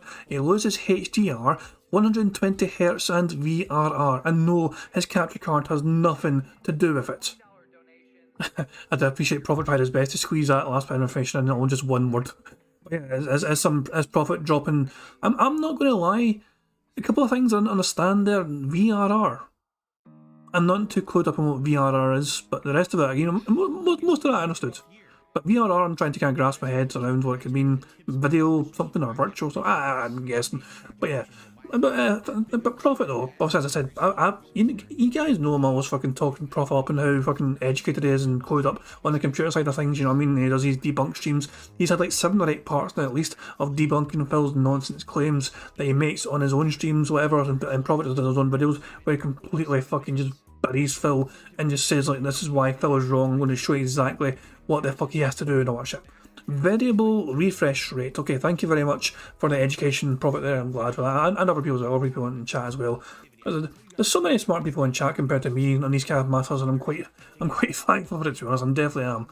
But unlike Phil though, Phil claims he said fucking build PCs, and yeah, he fucking knows hee-haw about them. I have never built PCs, so I'm not even going to fucking pretend to know what I'm fucking talking about, because I've never been in that situation where I actually used to build anything. God, I still fucking have nightmares. I actually tried to install a video card, but this is years and years and years ago. And by that I mean like, maybe 10 years ago, at least 10 years ago, I tried to install a graphics card on my computer. And I didn't know how to do it right, you know, and I just fucking... That was like, okay, that's a bad experience. I didn't know I have like YouTube to fucking help me or whatever, you know, but that was a bad wee fucking tech memory for me where I tried to install some sort of graphics card and it didn't really work too well, and I just gave up and said, okay, fuck it, I'll just keep what I've got there, I guess. But yeah, I was a dumbass, so to be fair, you know what I mean? That's just me though. But yeah, Phil, if there's one thing Prophet's highlighted very well, Phil completely underutilises the technology he's already got at his disposal. The reviews are out. I have not spoiled myself on the game, but the reviews are mixed. In general, most people are agreeing the game is not terrible. Thank God it's not another Sonic Boom, okay? It's not another Sonic Frontiers. That's good. But they're basically saying they wish that the game was better because it basically is kind of the first attempt at something good and different. Hold on a second, Prophet. Chad, I complain about your videos being too small because, you know, I've got a 3070, but you... Hold on a second. So... No, I'm gonna call Prof. I'm calling you out, this Prof. I'm calling you out. I'm sorry, pal, but I'm gonna call you out. So, I've complained in the past sometimes that Prophet's fucking, you know, screen is a bit too small. Or when he shows off his content, you know, his own content. Because it's sometimes hard to see what the fuck we're looking at. So, let's pull this one up. So, there's a Phil Burnell stream, for example. Right, Phil Burnell stream, we can see, we can see Phil, but everything is kind of visible, you know. There's nothing like strain, there's no straining of your eyesight to see what you're fucking seeing on screen. Yes, Phil, there's Prophets now. By the way, well done, Prophet, to get him to 807 subscribers, pal. If we can get Prophet to 1,000 subscribers, that'd be fucking great. You see what I'm saying though? It's like you fucking have to strain your eyes to see what the fuck's on fucking Prophet's video, because it's like, look at how small it is. You know, you go full screen. Hey everybody, Prophet here. Welcome back to the channel. Can you just press Control and plus to make things on your screen a bit big? I don't know. I'm calling you out for it, pal. I'm sorry, man. I do enjoy your content, but god damn, man, it's like you gotta have to fucking get a telescope to see what's on the goddamn screen sometimes for some parts of it. That's for me anyway. But yeah, other than that though, Prophet's content is excellent. I would highly recommend it. Please don't send sex bots. And they feel that the sequel will actually be like the culmination of what you would want out of a Sonic game. That this is a good first step, but it doesn't get all the way. You know what this reminds me of, honestly? Pokemon Legends Arceus. Or is it Arceus? I always forget how to pronounce it. From earlier this year. Taking the Pokemon formula and applying it to an open world where you can sneak up on Pokemon, try to stealth catch them, do these interesting traversal things. That's something that adds to the Pokemon gameplay, right? It makes the game feel more full-fledged. But Pokemon Legends Arceus is Pokemon Legends Arceus sadly is a game that gets boring after just, 10, 12 hours when you realize it's just the same gameplay loop over and over and over, okay? So it's not a full-fledged game. That's great. Maybe the next one that uses that kind of a formula, they'll actually refine it enough and it'll feel like a much better full-fledged game. As is, Arceus just wasn't that good, Okay, kind of the vibes I'm getting from Sonic Frontiers, where making the game open world works, but not all the time. Some of the open world traversal isn't as good as you'd want it to be. Sometimes there's a lot of emptiness and not a lot going on in this open world, and it leaves something to be desired. But maybe if they refined this formula and made a sequel that was better, you know what I mean? Then, boom, they would hit it on all cylinders. So, what's funny is, the reviews for this game, all right, are all over the place. Just to give you some example, because I actually screen capped some of the reviews for it, just to give you some perspective here. Okay, just listen to this. Shack News, 9 out of 10. Metro, 8 out of 10. Game Rant, 8 out of 10. Push Square, 8 out of 10. Press Start, 8 out of 10. VGC, 8 out of 10. Now they start to dip. Game Informer, 7.8 out of 10. Easy Allies, 7.5 out of 10. IGN, 7 out of 10. GameSpot, 7 out of 10. True Gaming, 6 out of 10. Os Gamers, 5.5 out of 10. Games Radar Plus, 4 out of 10. Digital Trends, 2 out of 10. 2 out of 10. Okay? Now you may say, wait a minute, how could there possibly be such a discrepancy in the review scores? How could someone say it's a 9 or an 8 and someone else say it's a 2? Okay. Personally, I don't mind that. Why is Phil so fucking butthurt about certain fucking people having different opinions on these fucking... No. Phil, there's nothing wrong with people having different fucking opinions on whether they think a fucking game is good or not. People are going to have their own sets of criteria as to whether they think a game is good or not. As long as that fucking, score has merit to it and an explanation to it from their perspective, that's fucking all well and good. Phil is so fucking whiny and bitchy complaining about, opinions different from his or something. It's bizarre. It's fucking crazy. Personally, I don't fucking mind whatsoever a fucking varied range of opinions. And if it's a fucking wild fluctuation in the scores, to me that tells me it's a bit of a polarising game. There's obviously some parts of the game that where people are giving it low review scores, those aspects of the fucking game do not fucking stand out to them whatsoever. But for other people though, other certain, but it's a game that's not for everyone. When I see scores like that, it fluctuates so wildly. It's clearly a game that's not fucking for everyone, but it's for some certain types of gamer. For example, if there's certain kinds of games you like, or whatever, then that might appeal to you more than other people. That's the impression I get from that. But Phil's like, why can't they all fucking agree? It's just it's fucking bizarre. Why he fucking makes a big deal about this? Okay. It's very simple, because these reviewers don't use a logical rating scale when they number score their reviews. They just don't, all right? If they were actually doing what I used to do when I reviewed games, which was, okay, I have a list of objective facts I'm looking for when I review a game. The length, the functionality, the graphical quality, side content versus main story content, the soundtrack, the responsiveness and activeness of the controls. Like, there's a whole laundry list, all right, of objective facts that I look for when I'm reviewing a game. Then there's subjective things you take into account. Did you find it fun? How did you feel the pacing was, right? How does this compare to other Sonic games in the franchise that you've played? So it's basically, there's a balance that you have to use when you do a review, at least if you're going to be a reviewer who cares about their work and they're not just rushing something out to get a paycheck, you see, which is sadly one of the problems with these reviewers. So here's the thing. If you read these reviews, what you're going to find is a lot of subjectivity, which is fine. But if your subjectivity completely overtakes your objectivity, you've done a bad job as a game reviewer. Seriously, you have. Like, I'll give you an example. One of the game reviews that to this day I still harp on was the Double Dragon Neon review from Mitch Dyer. Okay, now Mitch Dyer isn't even a game reviewer anymore. It's a moot point. But back then, he was a freelance journalist who was hired by a game review site to review Double Dragon Neon. His review, although it had objective review points in it, completely slams the game, saying it's one of the worst ones, all right, because, or it's one of the worst games out at that time, because it plays like an old school game, and this person, Mitch Dyer, doesn't like old school style combat games. He feels that all games should be more modernized. He didn't understand why it used outdated gameplay mechanics. Hold on a fucking second. Is Mr. fucking Save States complaining about somebody else fucking saying that this game was fucking too old school style? See you later, Chris. Thanks, have a good one. I'm actually not. The thing is, though, Phil is fucking complaining about someone else complaining about, a game having too many old school fucking features when Phil himself is fucking bitching and whining constantly about games not fucking having too many fucking save states for him to fucking get through them, especially when he plays these older fucking retro games. He abuses the shit out of these save states. Nah, the fucking retro side of things fucking goes out the fucking window and Phil wants to just fucking saves to come his way for a goddamn old game. And these fucking newer games, if they fucking start you fucking back further than he fucking wants, oh, he fucking goes mental. Modern games these days hold your fucking hand, and it's like, there is not as much punishment for failure these days as there used to be in the fucking past. I remember, I'm an older guy myself, so I played these older games, and not just before fucking memory cards were a thing, the PlayStation memory cards, before that was a thing, we had to fucking basically get through a game in one go, essentially, if you fucking had to. And that didn't happen for me a whole lot, to be honest. Did not really happen to me. I remember playing James COD on the Mega Drive, I think it was, and I actually got to, it was a rare thing to get to the end stages of that. But we did. I don't know if we ever completed the fucking game, I was so fucking young at the time, Jesus Christ.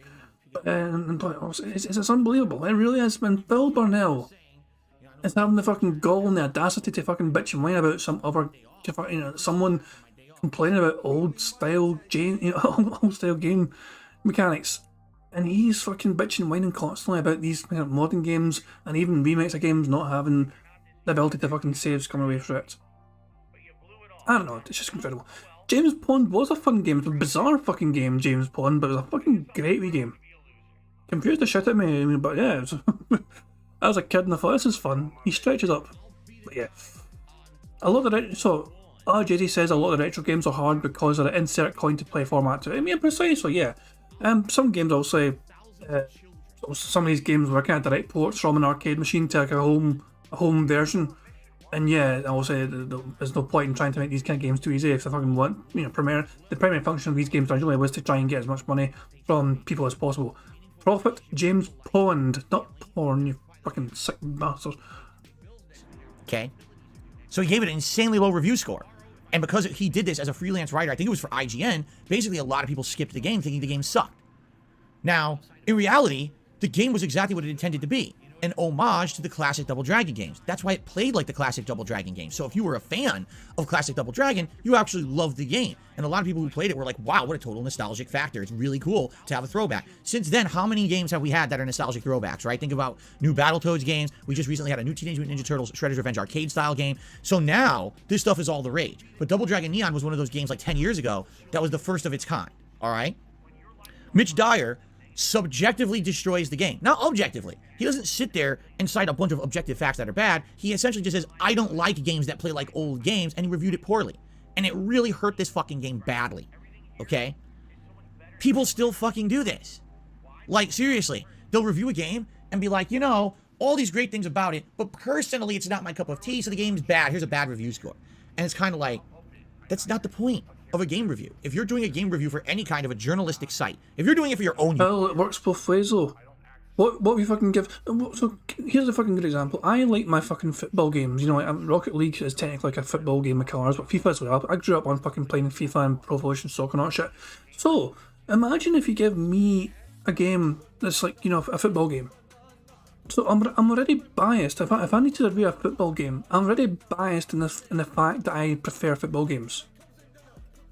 There's already an immediate bias there towards me reviewing that fucking game because it's a fucking kind of game that I'm warmed to. Yeah, money, oh, money, yeah, money.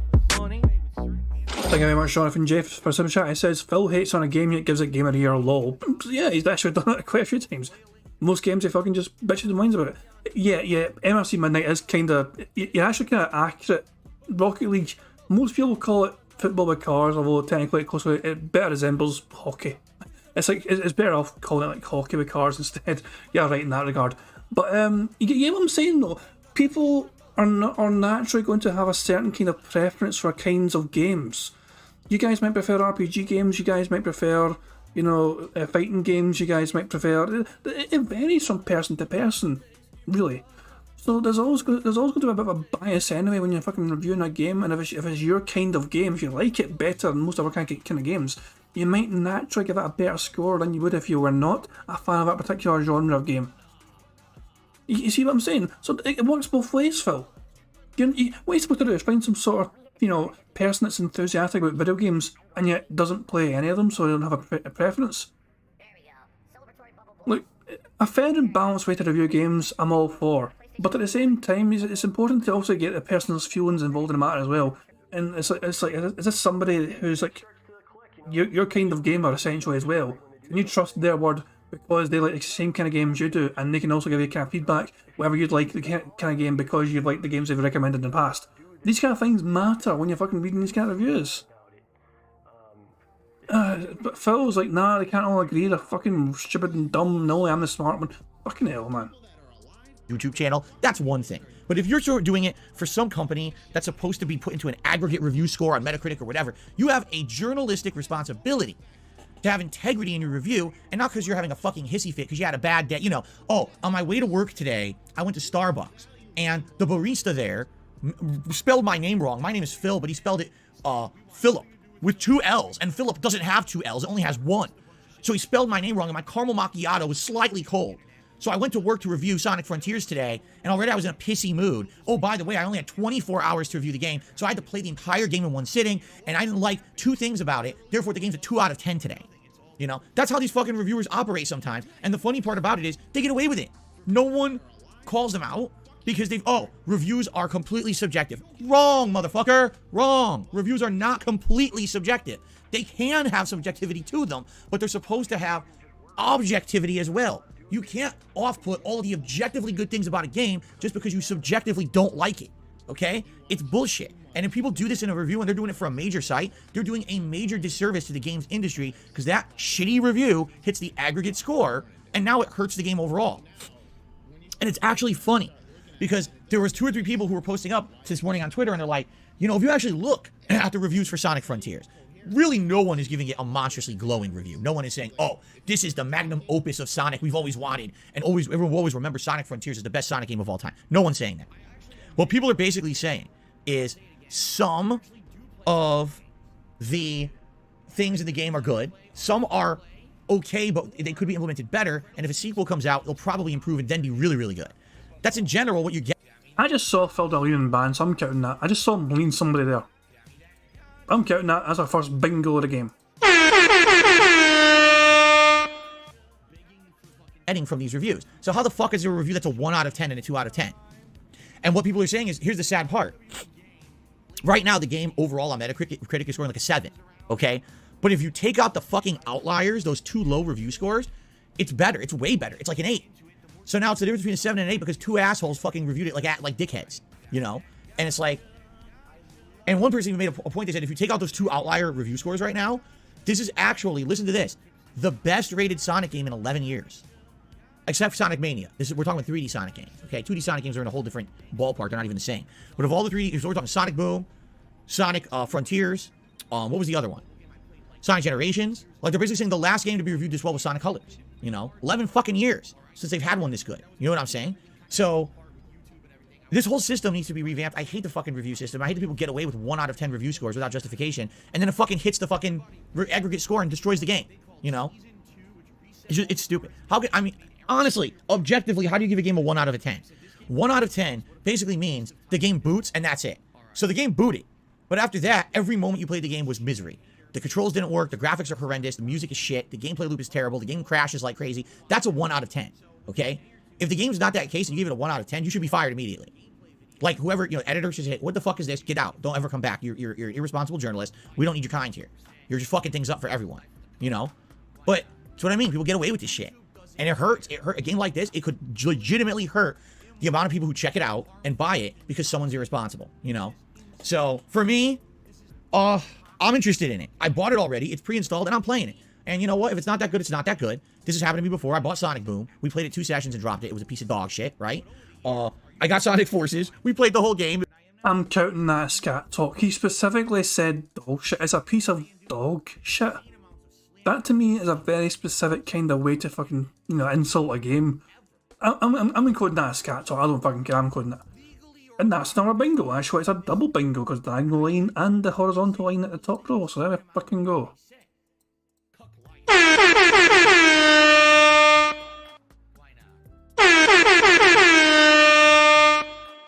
There we go. Lord D-Dog makes an excellent fucking point. Good morning to you, by the way.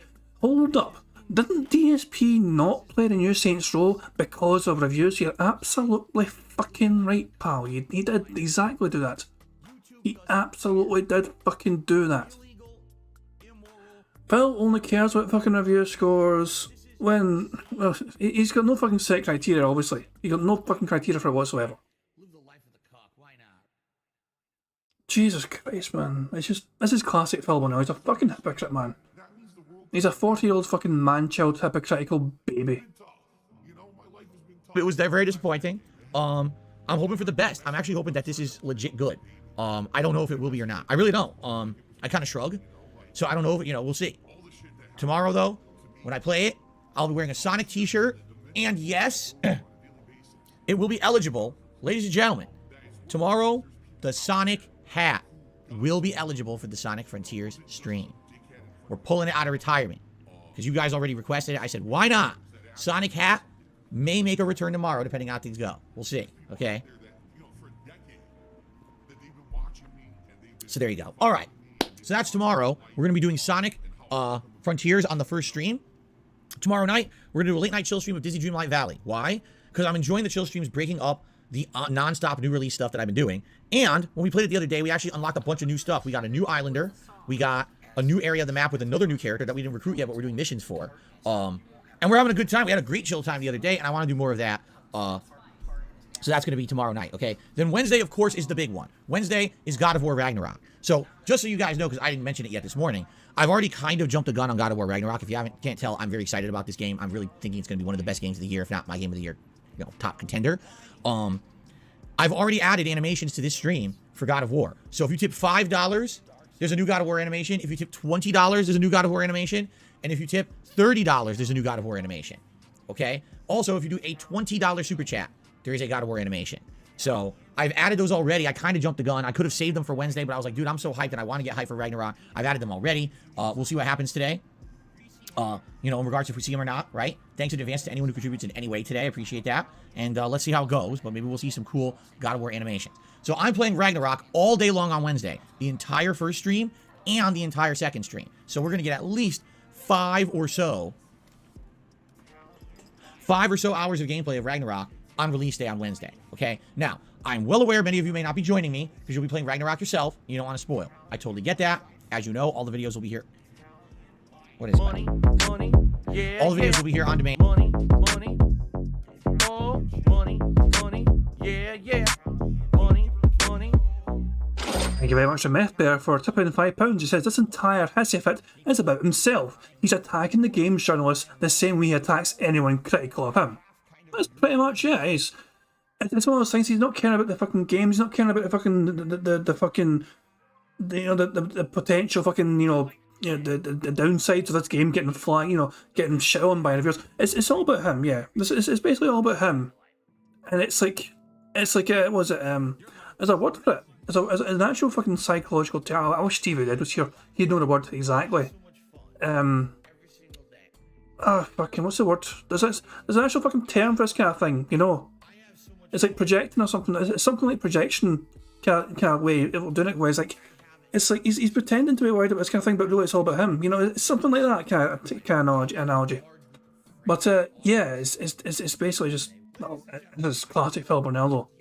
It's always about him at the end of the day. It's always going to be about him at the end of the fucking day. I fucking love as well. He's really fucking Yeah, it is kind of narcissistic of him to actually of a fuck's sake profit. I said no, sex bots, no. Get him away. Right, sorry. But yeah, so what was I saying? Yeah, that's just classic Phil Bernaldo. He also has to fucking make a ring about himself, essentially, yeah. Every day Phil fucking demonstrates it. All the videos will be here. What is it, buddy?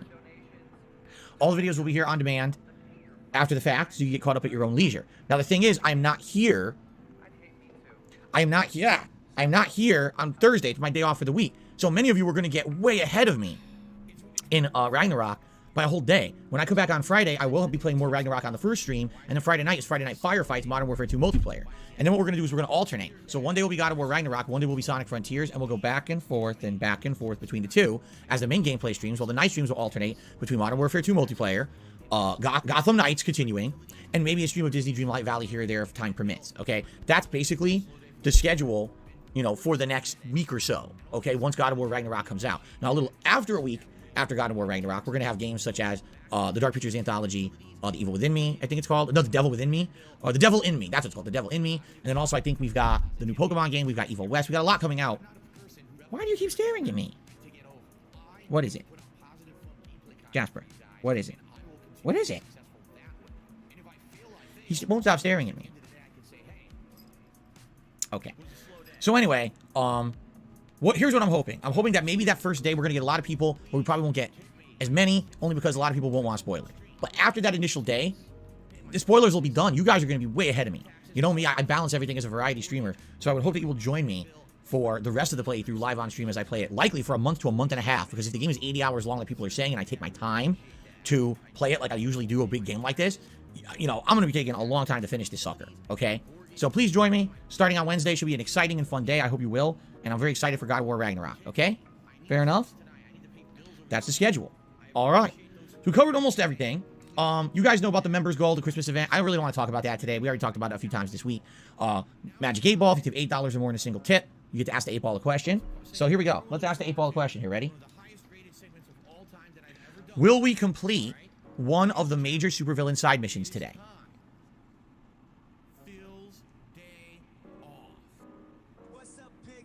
Outlook, not so good. Ooh. Uh-oh. I wonder if something's going to hold us up. That's not good. By the way, I have dust all over me. What the hell? Jasper, where have you been? My shirt is completely covered in fuzz. Hold on a second. I'm going to call... So, I don't know who it was in chat, but somebody noticed Phil's shirt being fucking filthy at the very start of the goddamn podcast. I don't know who it was that noticed it. It may be an SCP. I don't want to name names. I don't know. Part of me want to say maybe an SCP, you know, Sophie. You know, but I don't know if it was. But someone noticed it and called out right at the start of the stream in here about Phil's shirt and his sleeve being fucking disgusting or whatever, you know. But he's covered in... He said he's covered in dust or whatever, and he's blaming Jasper for it, even though Phil turned up... This is before Jasper jumped on him anyway in the stream. Uh-oh. I wonder if something's going to hold us up. That's not good. By the way, I have dust all over me. What the hell? Jasper, where have you been? Blaming the poor fucking cat. Jesus Christ. But I can't mind who it was that mentioned it earlier on. Someone did anyway call out that Phil's sleeve was fucking disgusting, and it's just, yeah, he's... It's just funny that Phil's only noticing it fucking now. He pays so little attention to what he fucking puts on, clearly. My shirt is completely covered in fuzz. How is that possible? Jasper, were you covered in fuzz and you came and rubbed on me and now I'm covered in fuzz? And fuzz all over me. Anyway, so what was I saying? Now I'm distracted. Oh, the 8 Ball. We did the 8 Ball. Okay. And I talked about the Christmas, you know about the members goal for the Christmas event. We're not going to talk about that today. All right. There's one new story I want to talk about. And there's two sides to this story. All right. So everyone knows Elon Musk bought Twitter. And everyone knows Twitter's already being thrown into disarray. No one really knows what's going to happen with Twitter. One of the weird things that I'm seeing happen is daily you guys keep asking me, am I going to spend $8 a month to keep my blue check mark? And I answer the same exact way every single day to you guys. If there's a reason, like if I get features from doing an $8 a month subscription to Twitter that benefit me and my business, then I would pay it. But if it's just simply, oh, you keep your check mark, then no, I don't see the point. And the other thing is, people seem to be very confused about people who can have and not have the blue check mark. Some are like, oh, at $8 a month, you just get it. And others are like, no, you have to still verify yourself as a person. And no one seems to be in agreement. I don't think people even know what's going on. Okay, I think people are so confused about this that they're all scratching their heads with this Twitter thing. They don't know what's going on.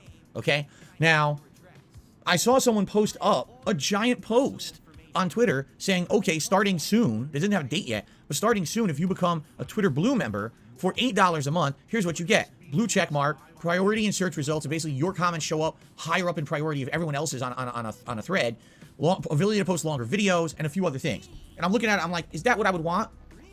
I don't know. I'm not sure yet. You know, if this, and then the thing is, I'm like, is this legit? Because then I go to I'm in my own Twitter app on my phone, and there's a Twitter Blue section. I click on it, and it says it's $5 a month, and all it lists is the other features that already are available for Twitter Blue, and nothing of what someone just posted up. So where the hell did they get the post from? I can't even find it anywhere. I don't know. It's just, there's a lot of misinformation going on around Twitter right now. But the big drama going on Twitter right now happened yesterday. So apparently what happened, it wasn't just one person, it was a group of people, but one person, I guess, got most of the attention and the ire. So here's what happened. Excuse me. Some people took it upon themselves, all right, to change their accounts around to try to impersonate Elon Musk on Twitter. They changed their account name. Now, you can change your account name at any time. I've done it myself. Like, I changed it to DSP, the Unstoppable, DSP, the Spooky for Halloween. Right now, I think it says DSP, the Unragnarokable, to celebrate God of War this week. So I change my name every once in a while to, be pertinent to something going on. But your Twitter handle stays the same. So it's still at They Call Me DSP no matter what, but it's your actual name that you can change around, okay? So I guess what some people were doing is that even, and the thing that really, the problem was that these people had a blue check mark. They were verified. So what they were doing is they were changing their name to say Elon Musk. Then they would actually take the profile picture off of Elon Musk's account and put it on their own. So essentially, they were trying to make their account look just like Elon Musk's. The only thing you could tell to discern between the two was the number of followers and the fact that their @ handle was different, okay? So it wasn't one or two people, it was a handful of people. It was comedians and a few other people who were doing this, and they were basically trying to impersonate Elon for comedy purposes. However, they went about it totally the wrong way, and I think that they kind of shot themselves in the foot. Allow me to explain. Kathy Griffin, the comedian who many years ago got the ire of the internet by posting up a picture of her holding a decapitated head of Donald Trump while he was the president, okay? She got in major trouble for it, all over the place. She won a public apology campaign that she was off base and all this shit, okay? So she does this. She impersonates Elon Musk, and she proceeds to go on a series of tweets trying to make people think that she's him, endorsing Democratic candidates and saying people should vote for Democrats in the election this week in the United States, okay? Some people might think that's funny. That's actually bad. You cannot responsibly try to influence an election, because I hate to say it, people are dumb, all right? Just being honest here, a lot of people out there are very gullible. They don't take the time to look into something. Maybe there's someone out there who thinks that Elon Musk is a very smart, influential guy and they should do what he says. And if they see Elon Musk saying, hey, go vote for your local Democrat, they're going to go do it because they're that gullible. All right? I'm not saying voting for the Democrat is the wrong move or the right move. What I'm saying is trying to impersonate someone and actually make someone do something political because they thought it was that person is completely wrong. I don't even care if you think it's a joke. It's not a joke. You're actually trying to influence an election by doing that shit. All right? In fact, that kind of level of impersonation could actually have criminal repercussions. All right? Just throwing that out there. All right? Now, I'm not... There's a truck outside backing up, making a noise. I want you to understand, all right? I am not, absolutely not, going to come out here and say I defended anything Elon Musk has done or Twitter has done. That's not my point. I'm trying to objectively report what's going on right now, okay? What ended up happening was Kathy Griffin and others, not just her, ended up getting their Twitter accounts suspended. Now, is it indefinitely suspended where it will never be unsuspended again? I don't know. I've seen conflicting reports about that. But basically, those accounts got suspended, and rightfully so. First of all, impersonation is not allowed on Twitter. It's in the terms of service. You cannot try to actively impersonate someone else. This has happened to me many times over the years where someone steals my profile picture, they rename their account to say DSP Gaming, and then they try to go out and talk shit and make me look bad, and then the accounts get reported and, then they get shut down. So anyone impersonating anyone on Twitter shouldn't be allowed to begin with. But these are people who have verified accounts, who are public figures, who have an audience, who they should realize that when they do shit like this, you could very irresponsibly influence people to do things because they're gullible and they'll actually think that's the person doing it. So I absolutely positively do not condone the impersonation on Twitter. I think it was completely wrong that anyone did it. Now, to the flip side of this, the reaction was that Twitter outright suspended several accounts. Now, what ended up happening was this became big news. Oh my God, Kathy Griffin has been suspended. And then she started going on her deceased mother's Twitter account. I'm not kidding. Her deceased mother's Twitter account, posting up there because she has ownership and access to it, saying hashtag free Kathy Griffin. Oh, this is bad. I should be unbanned and this is messed up. Stuff like that. Okay. Because this became a viral news story, what did you think would happen? Immediately, Twitter posts up an amended thing, and so did Elon. He posted up an amended thing. Effective immediately, if you impersonate anyone on Twitter, you're going to get suspended. It was always been a rule. We've been lax about it, but now it's just straight across the board. If you're impersonating someone, you're going to get suspended, period. Okay? Immediately, people start getting suspended all over the place. Seriously. All over the place. And now, what happens? Well, wait a minute. Well, if they got suspended, can you imagine the clout I'll get if I get suspended too? So what starts happening? You start getting content creators. You start getting anyone. Everyone's trying to do it. How can I impersonate Elon and get banned? And you got guys like, what is it? H3H3 podcast, a group there. H3H3 Productions. What's his name? Ethan Klein. He did it. He got suspended. You know, a bunch of people, they're all doing it on purpose to try to jump on this fucking, oh, look at me, I'm the cool kid bandwagon, I'm the rebel, I'm raging against authority to try to get noticed on the fucking internet. Let me do exactly what I was told not to do and push buttons and see if I can get banned or not. Now, what's funny about this is, in the original post that Twitter and Elon had made, they said, unless you outright state your account as a parody. If you say this is a parody account, then you can impersonate, because if it says it's a parody account, no one should believe it's the real person. But apparently, Ethan Klein and others did outright say in their accounts, this is parody, and they got suspended anyway. All right? So now there's a big war on Twitter. What's allowed and what's not? Censorship, or was it actually just finally enforcing the terms of service and all of this shit? And all I do is I sit back and I look at it all like this, and I'm like, what a bunch of fucking immature losers. Seriously. This was what people were doing yesterday on the internet. You know, this was the important thing to humanity, was that people wanted to impersonate Elon Musk, and Elon kind of, you know, freaked out about it, right? Admittedly, I think we can look from different perspectives. You can say, yeah, you shouldn't impersonate. At the same time, man, did it seem like he was very sensitive to it. Like, a lot of people are calling him a narcissist, that he would be impersonated, and that now he's suspending accounts left, right, up, and down. At the same time, it's obvious that these people were trying to piss off Elon when they did it. It wasn't them just, oh, I didn't know, I'm innocent. No, they were literally poking the fucking hornet's nest to try to get attention. Because what do you think they'll be talking about all day today? Oh my God, I was suspended from Twitter. Now I have a bunch of people coming to my content because I can talk about it, because drama, right? You know, I don't think, you know, I hate to say it, when you get situations like this, I don't think there's any winners. I think we're all losers, right? No matter who's the winner, we still lose. Humanity as a whole looks stupid as shit when this stuff happens. Everyone's dumb in this situation, right? Like, is there a serious one person who comes out smelling like roses out of a dumb situation like this, right? No, this is just really stupid on all fronts. It makes me actually feel bad about I'm a human today, that people are doing this dumb shit, and this is the big discourse today, all right? Now, ultimately, yes, if Twitter is going to continue to be any kind of an influential social media site, they need to start having outright stated and enforced rules so people know what is allowed and what's not. Even if they agree with the policy or not, the problem with Twitter is that it's always been subjective enforcement. People have been doing fucked up things on Twitter for decades and get away with it, and then all of a sudden one person gets treated one way and another person gets away with everything. So how do you know what's really the in and out of what you can do on there and what you can't? And I'm getting some very strong Homer Simpson, everyone's stupid but me vibes right now. I'm getting very, very strong vibes there from Phil, where he's basically doing a Homer Simpson here. Everyone's stupid but me. Bloody hell, Phil. I personally don't give a shit. You know, this is not really... Is it really worthy of talking about on your fucking channel? You're DSP Gaming. You're talking about things that are not gaming related whatsoever and don't impact gaming. You're just basically procrastinating at this point to try and stall time. To try and hope that fucking people give you tips to start a fucking game.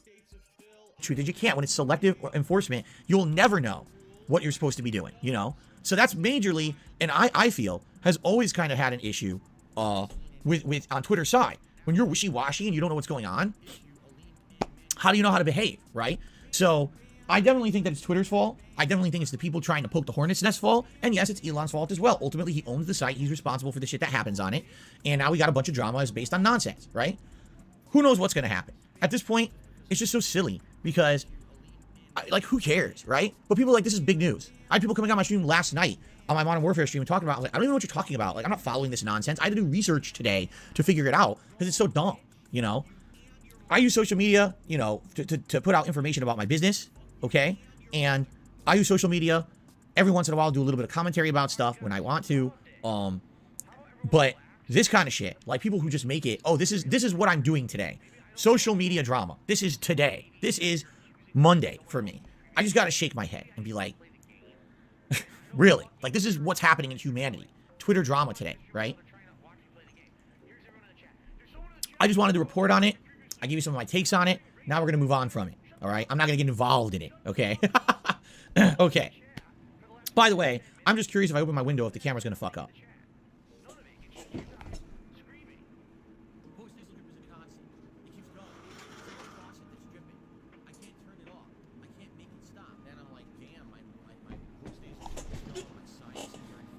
That looks absolutely terrible. Yikes. It looks like there is a sun emanating from my floor that's about to, like, make me vaporize.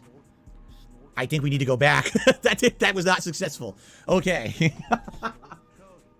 Damn.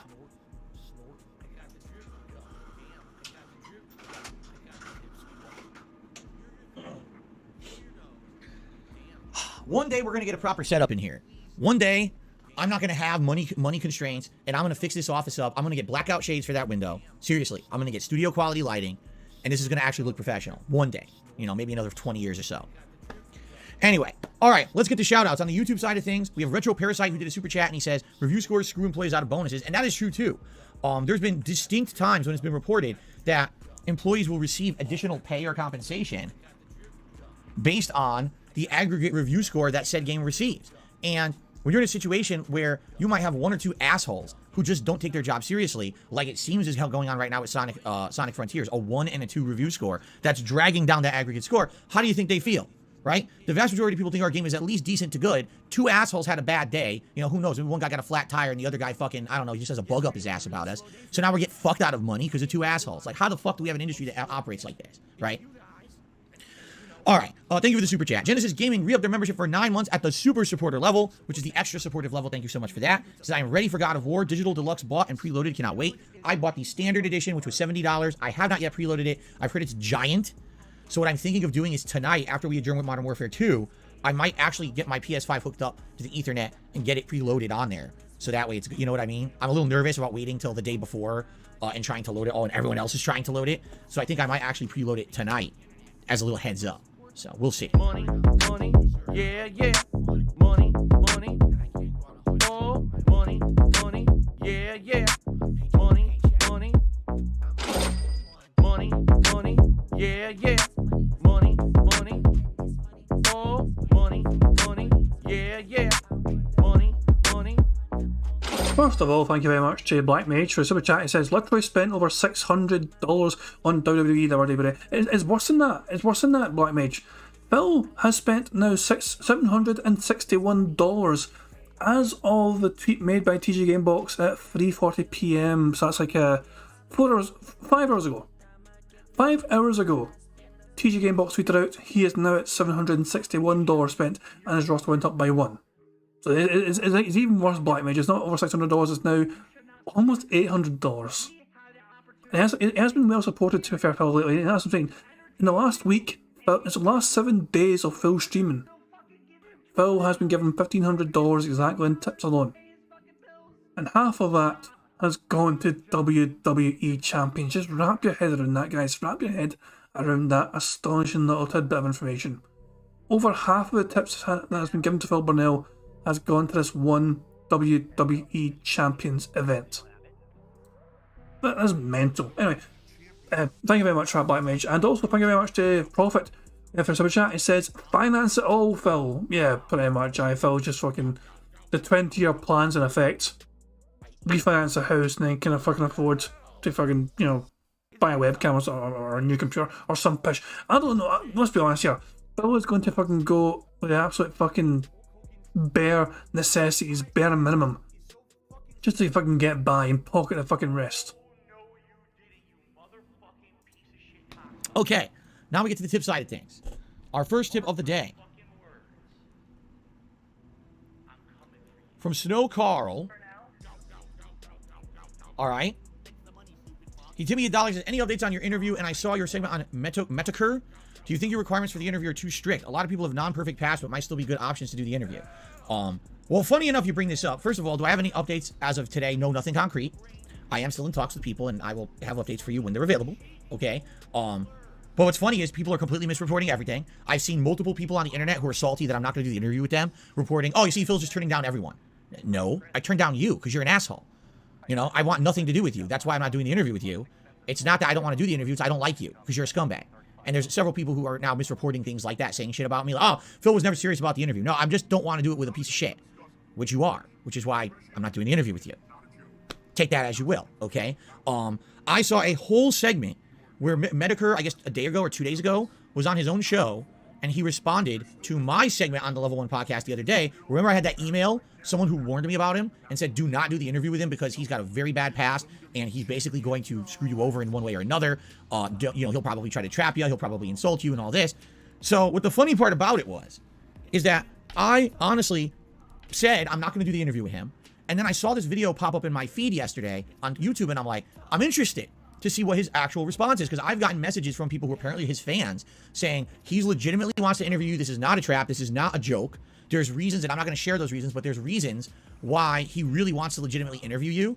And he seems like he's changed over the last several years, and it is a serious offer. So I'm like, oh, okay, let me watch his response and see, you know, what he had to say. I'm not kidding you. Within 30 seconds of his response, he says the N-word. I was like, what? Only Phil may be allowed to say the N-word. Outrageous. And he says it, I'm not kidding, like 10 or more times in his fucking response. I was like, what the fuck? Like, and he's just saying it off the cuff. Like it's natural, like it's fine to say. It's a totally cool word just to say it nonstop over and over. And I'm looking into it. I'm like, where is this? Oh, he did this over on that Odyssey site where I guess you don't get in trouble for shit like that. Because if you... Well, you have videos on this YouTube channel of yours right now, DSP Gaming, where you say the N-word. And you're perfectly fucking fine. That here on YouTube and did shit like that, you'd be banned. You can't just say that over and over and over. So the other funny part is I did watch the whole response. He literally doesn't actually disprove anything about what I said. Like in my response, I said, listen, this person who wrote me the email says it's a trap, says the guy's going to be nasty to me, says that this is not some kind of an effort to redeem himself or stick it to my trolls, that he's basically going to be a jerk, and he's going to constantly have people saying racist stuff and all this. And essentially, he doesn't actually counter any of it. He just laughs. He thinks it's funny. Ha ha ha. Yes, I made someone commit suicide, and of course, I don't think he's serious about it, or he doesn't believe it, but he doesn't disprove it or say anything about it. He just laughs. Money, money, oh, money, money, yeah, yeah, money, money. Thank you very much to Black Mage for super chat. It says, big ups to iDubbbz. Big ups to iDubbbz indeed. Waterwood is in chat saying, DSP does know that you can say the N-word on YouTube and Odyssey. Cognitive Thought says the N-word on his streams and he streams on YouTube. Lol. Well, there we fucking go. So, it's just Phil, once again, spread misinformation about what he can and cannot do on YouTube. There is literal examples of Phil Burnell saying the N-word on his own fucking, you know, on his own channels. He quoted Booker T's infamous fucking Hulk Hogan, you know, we coming for you. You know, and he drops it there, and he that's one of the things, it's bizarre. He just spreads this kind of misinformation. August Stevenson is asking if I think DSP is going to play Dead Space Remastered. If there's enough interest in it, if his audience are kind of hinting that they'll give him money to play it, yes, he will. Someone commit suicide, and of course, I don't think he's serious about it, or he doesn't believe it, but he doesn't disprove it or say anything about it. He just laughs, ha ha ha, ha ha ha, this was said about me, ha ha ha, gee, I wonder who wrote that email, I don't know, ha ha ha. Like, dude, you literally didn't counter anything. You literally just laughed at everything and just moved on, so why would anyone want to do anything with you? You did a whole segment laughing at nasty things said about you, didn't try to defend yourself, and said the N-word like 12 times. Yeah, I don't think I'm doing the interview with you. Wow. It's like, you want to talk about lack of effort, not even fucking trying. I mean, that's the ultimate lack of effort. Anyway, let's continue on here. Wow, ladies and gentlemen, shout out to NDL103, who has just tipped me $100.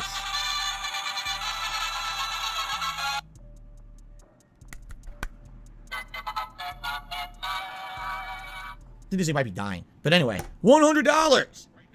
NDO, thank you so much. First of all, let's play that very beautiful $100 animation. Let's go ahead and, oops. Let's go ahead and, wait, NDO. I spelled his name wrong. NDO. No. What did I do?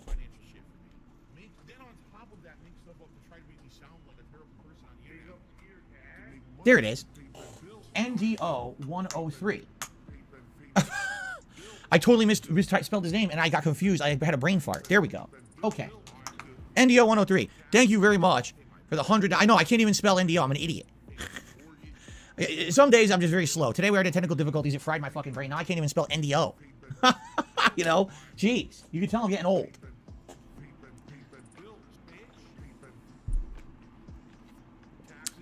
Okay. So with that, number one, we've qualified for the Gunner glasses. I know, it's 3 letters. Stop making fun of me. Now people are making fun of me. Stop that right now. I'm very sensitive, don't you know? I'm incredibly sensitive. You keep making fun of me for misspelling a 3-letter word, I'm going to be very upset with you. Okay, not really. Thank you, NDO, for the very generous $100 tip. Gunner glasses are in effect, and that means right from the get-go. It's gonna. I can't speak for everyone, I think, but I'm still absolutely fucking baffled someone can just fucking like drop $100 without even a fucking message, not even a heartfelt message attached to it. I mean, it's not the first $100 the guy's given me, but it's crazy to me that amount of money in one fucking fell swoop. Just like someone's like, yeah, here you go. I'm not gonna give you a message or anything, you know what I mean? But it just screams stock account. Like Wardog says, it's almost like it was a stock account. Let's brush ourselves up on our history of how much NDO, whatever the fuck that is, has given Phil Burnell. In fact, it should be in the top 10. With that contribution, NDO has now given Phil over $2,000 overall. So, he's not tipped since the 26th of April. Apparently, go. Sorry, no, that's my mistake. Actually, this actually might be updated already by Peace. He may have been well on top of it already, to be fair, because he has the last update as today. The latest update is 7th of November, which is today, so there you go. So it's not quite $2,000, it's almost $2,000. He's given Phil Burnell. Piece of Peace is on top of things instantly today, man. Jesus, good shout out to Piece of Peace for being well on top of things on the tracker and keeping things up to date on the go. But there you go. $1,960 has been tipped to Phil Burnell by NDO103. So there you go. But right, okay, back to bingo. Generous $100 tip. Gunner glasses are in effect, and that means right from the get-go, all right, we are actually going to have a hat as well. So let me go ahead and do the hat poll, and then we have a few more tips to shout out before we adjourn our show for today.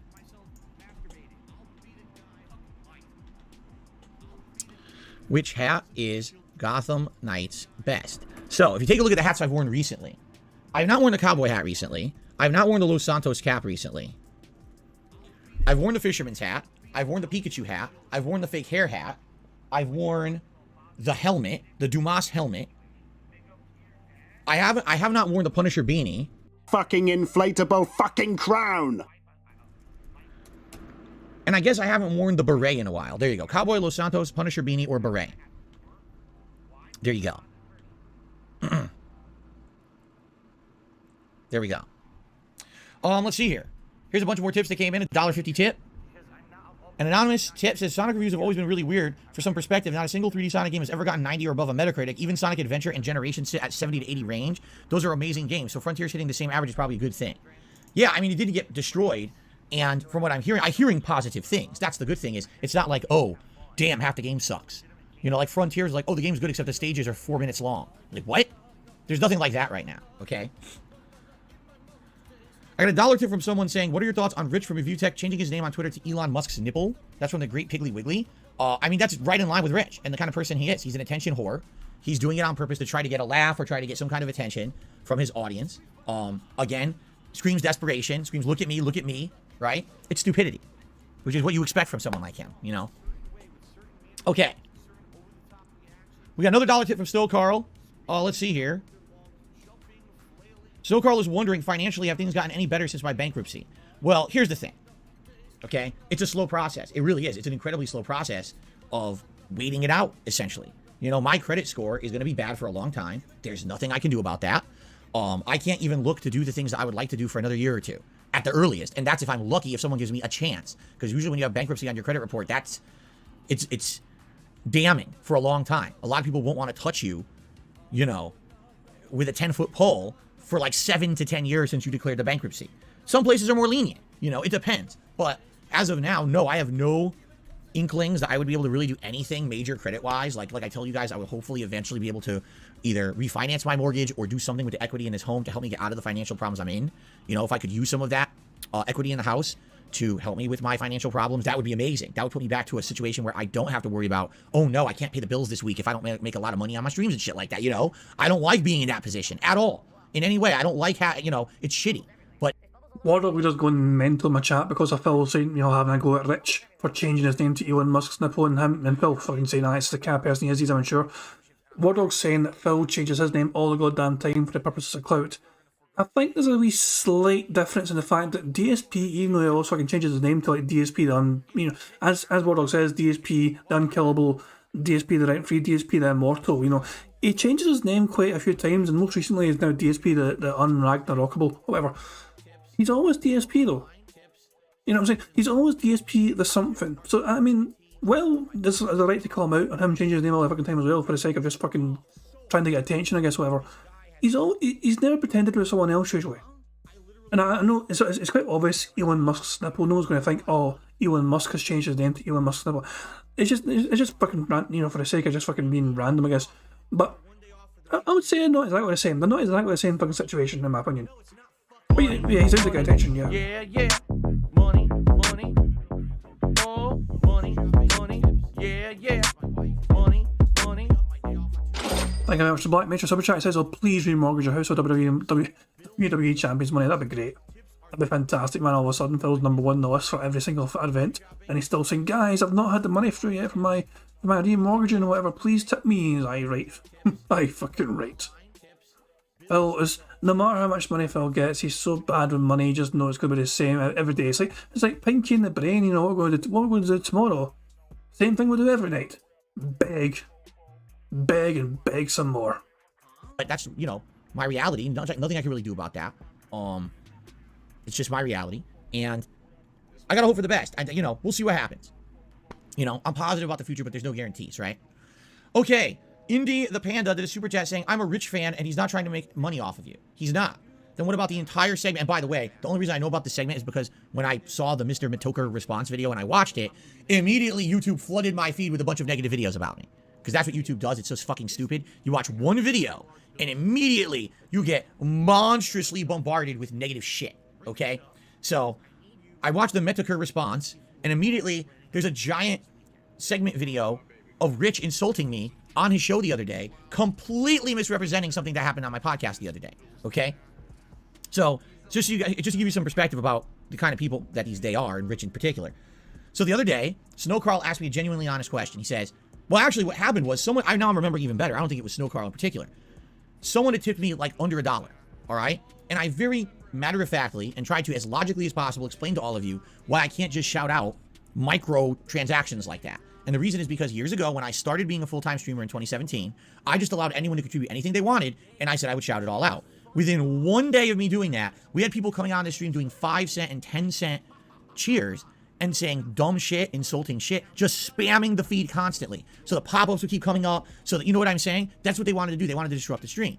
So at that time, I publicly spoke with my audience. We had a public conversation on stream about it, and we came to the consensus that $1 was exactly what it should be for getting a shout out on my streams. That anything lower than $1 is likely someone just trying to troll.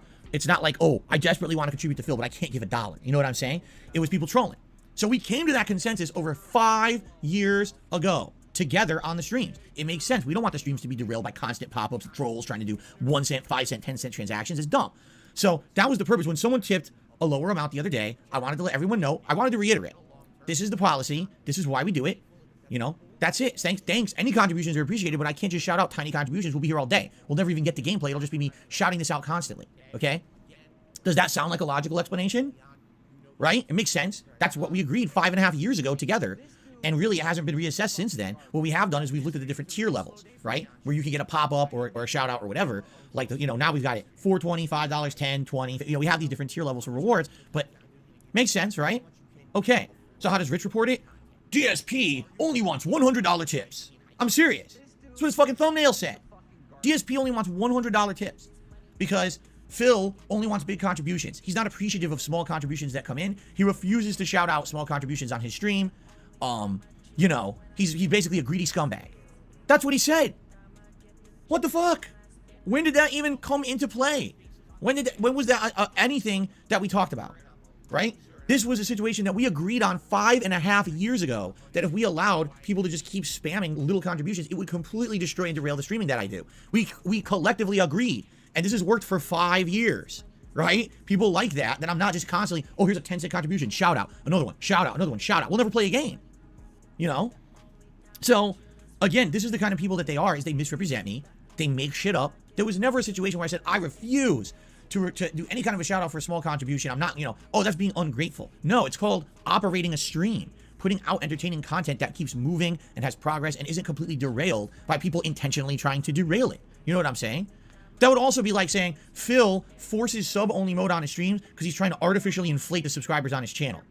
No, absolutely not. The reason we have sub-only mode on the stream is because if I didn't have it, you'd have constant bot accounts coming in here spamming troll shit. We had that for about 1 month when I became a full-time streamer here on YouTube last year. The streams were atrociously bad with people coming in and trolling like crazy. We collectively agreed sub-only mode was the way to fix it, and people have said, wow, is your chat so much better? Did you have control over it now, right? We can actually have meaningful conversations and not just trolls constantly spamming hateful shit.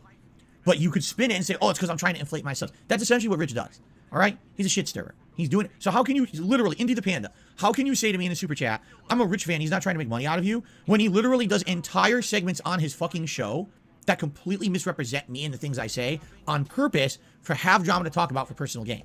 Are you telling me that that segment on his show did not benefit him? Are you out of your mind? Of course it did. It gave him content. He thinks that's content. He's that dumb. He actually thinks, and again, anyone who's in an audience, and why would you entertain that? If you are actively in Rich's audience and you know that he's frequently manufacturing drama for you, why would you continue to watch? Unless you're dumb or gullible, right? You should demand better from the people who you watch and follow. You shouldn't have those people fabricate shit so that you can get a drama segment on a show. Like, fuck that guy. Man, why would you want to watch his shit ever again? He's literally wasting your time. He made shit up to try to have something to talk about because it was a slow day for him and he had no effort into finding real news or anything. He just wants to fucking slander people because it's easy.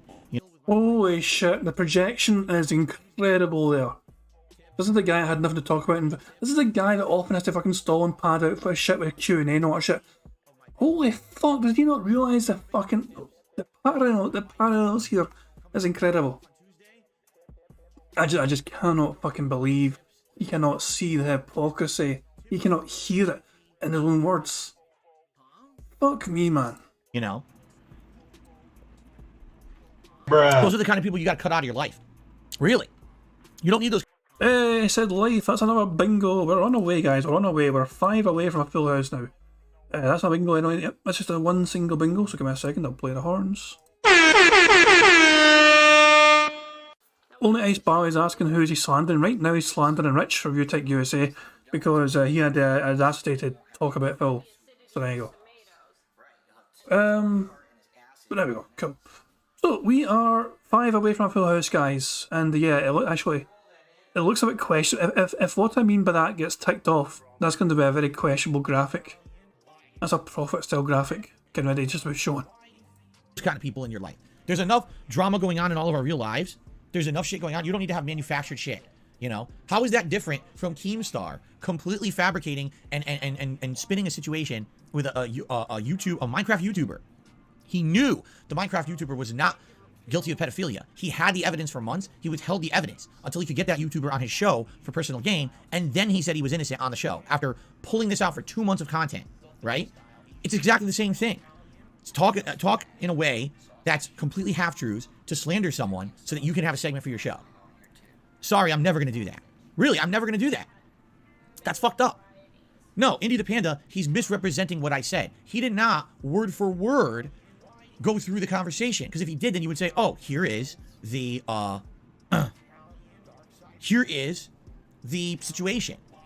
Phil says this, and here's why. Because in 2017, he was streaming, and his streams were destroyed by small contributions, so he came to a collective agreement with his audience. He said none of that. It's not an accurate representation. He spins it the way he wants. And that's just... it's fucked up, okay?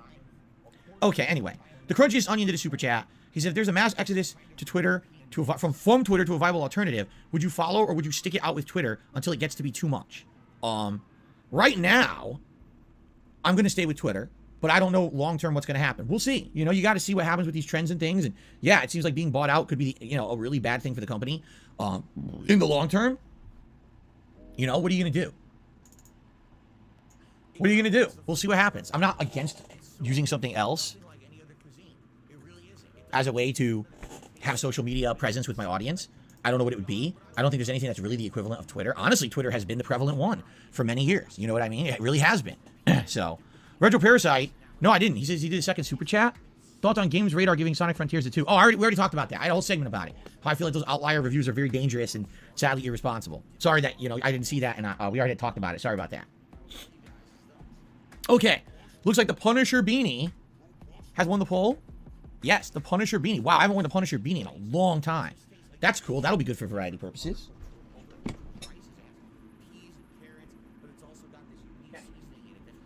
He's actually wearing fucking pajama bottoms. Mr. Professional. Crunchy's Onion, another super chat, says YouTube brought back usernames for channels. Are they regaining sanity? Do you mean... No, they didn't bring back usernames. They have tags now, like Twitter. They're called handles. Yeah. And I guess each channel is going to have a unique handle. No one can have the same handle. So everyone will have a unique identifier again, which was dumb because for the longest time that wasn't the case, and anyone could impersonate anyone and have the same fucking name, which was really stupid. Now there's unique handles again. I guess YouTube finally wised up and realized there's so much rampant impersonation, they have to do something about it. So... Okay, thank you, Crunchy Sunny, for that super chat, by the way. All right, guys, we've gone really long. We got to end the show. I want to jump into Gotham Knights here. I have to pee before we start, but thanks for watching. Sorry for the technical difficulties. Obviously, that sucked. I don't like having technical difficulties. That kind of made me start late. Looks like everything's working now, right? Microphone's working.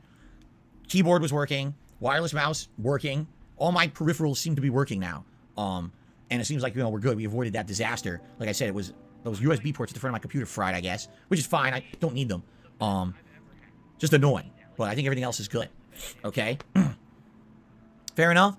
All right, guys. Thank you so much. Great podcast today. Many topics discussed. And let's adjourn with a public service announcement from your favorite turkey.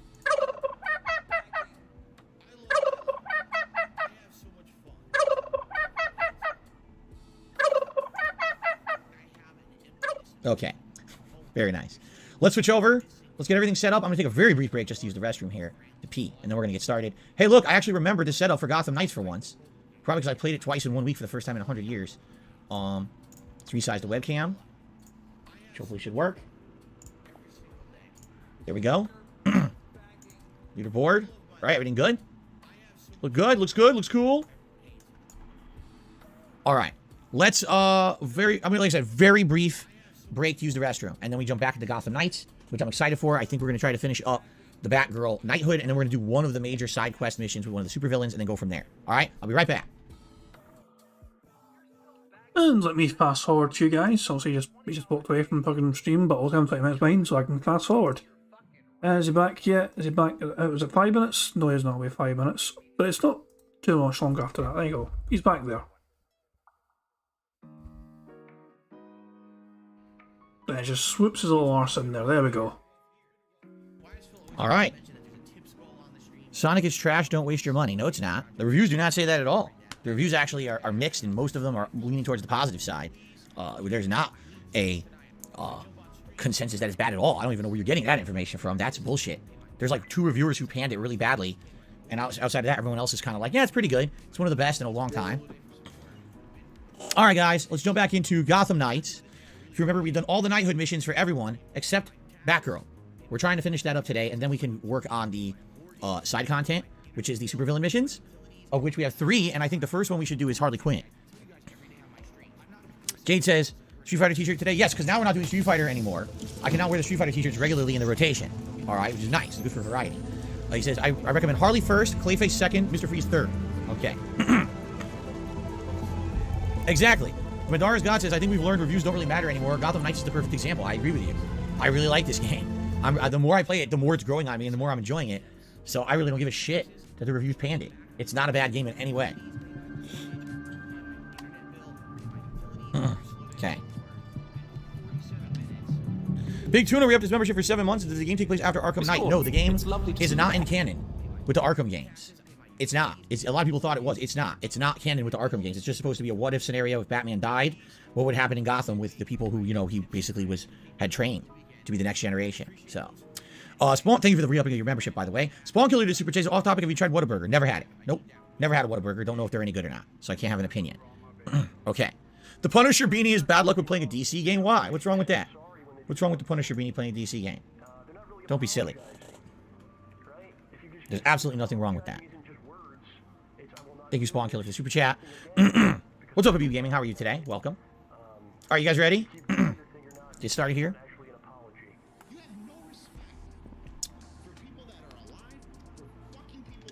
Here we go. All right, guys, welcome back to...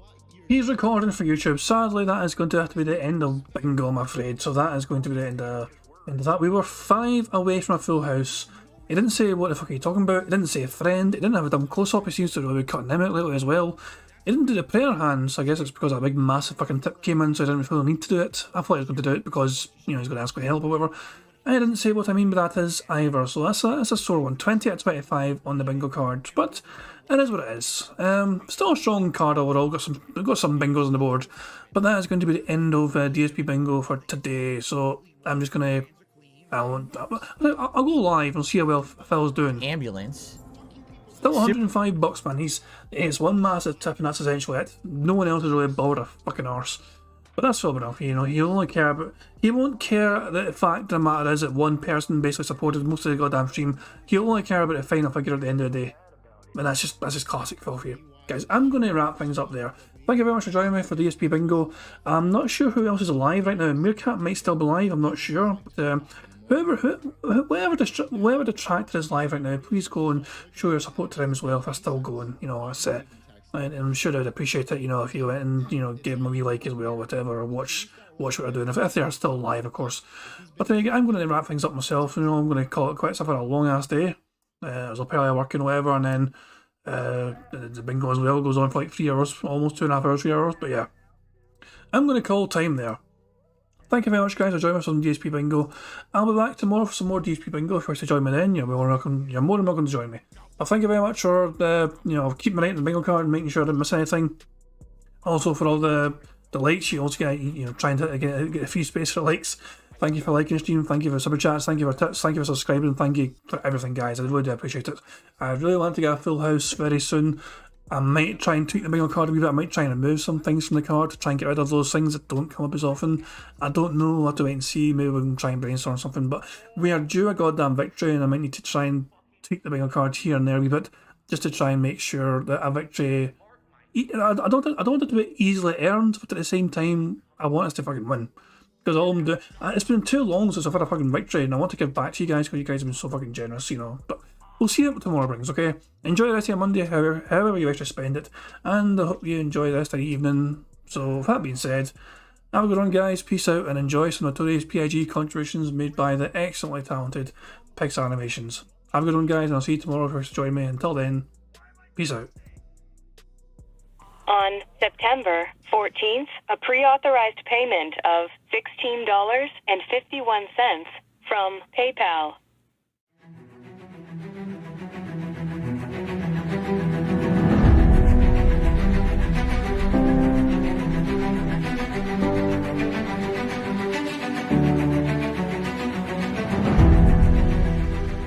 All right, Luna Mills has tipped me $1.30. It says, "I'm back. What's your favorite type of shower?"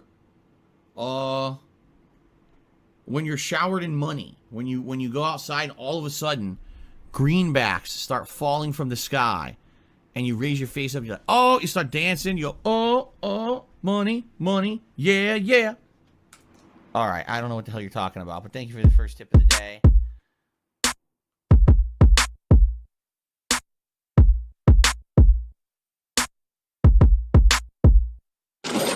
Money, money, yeah, yeah. Money, money, oh, money, money, yeah, yeah. Money, money, money, money, yeah, yeah. Money, money, oh, money, money, yeah, yeah. These contributions are mandatory. Money, money, yeah, yeah. Money, money, oh, money, money, yeah, yeah. Money, money.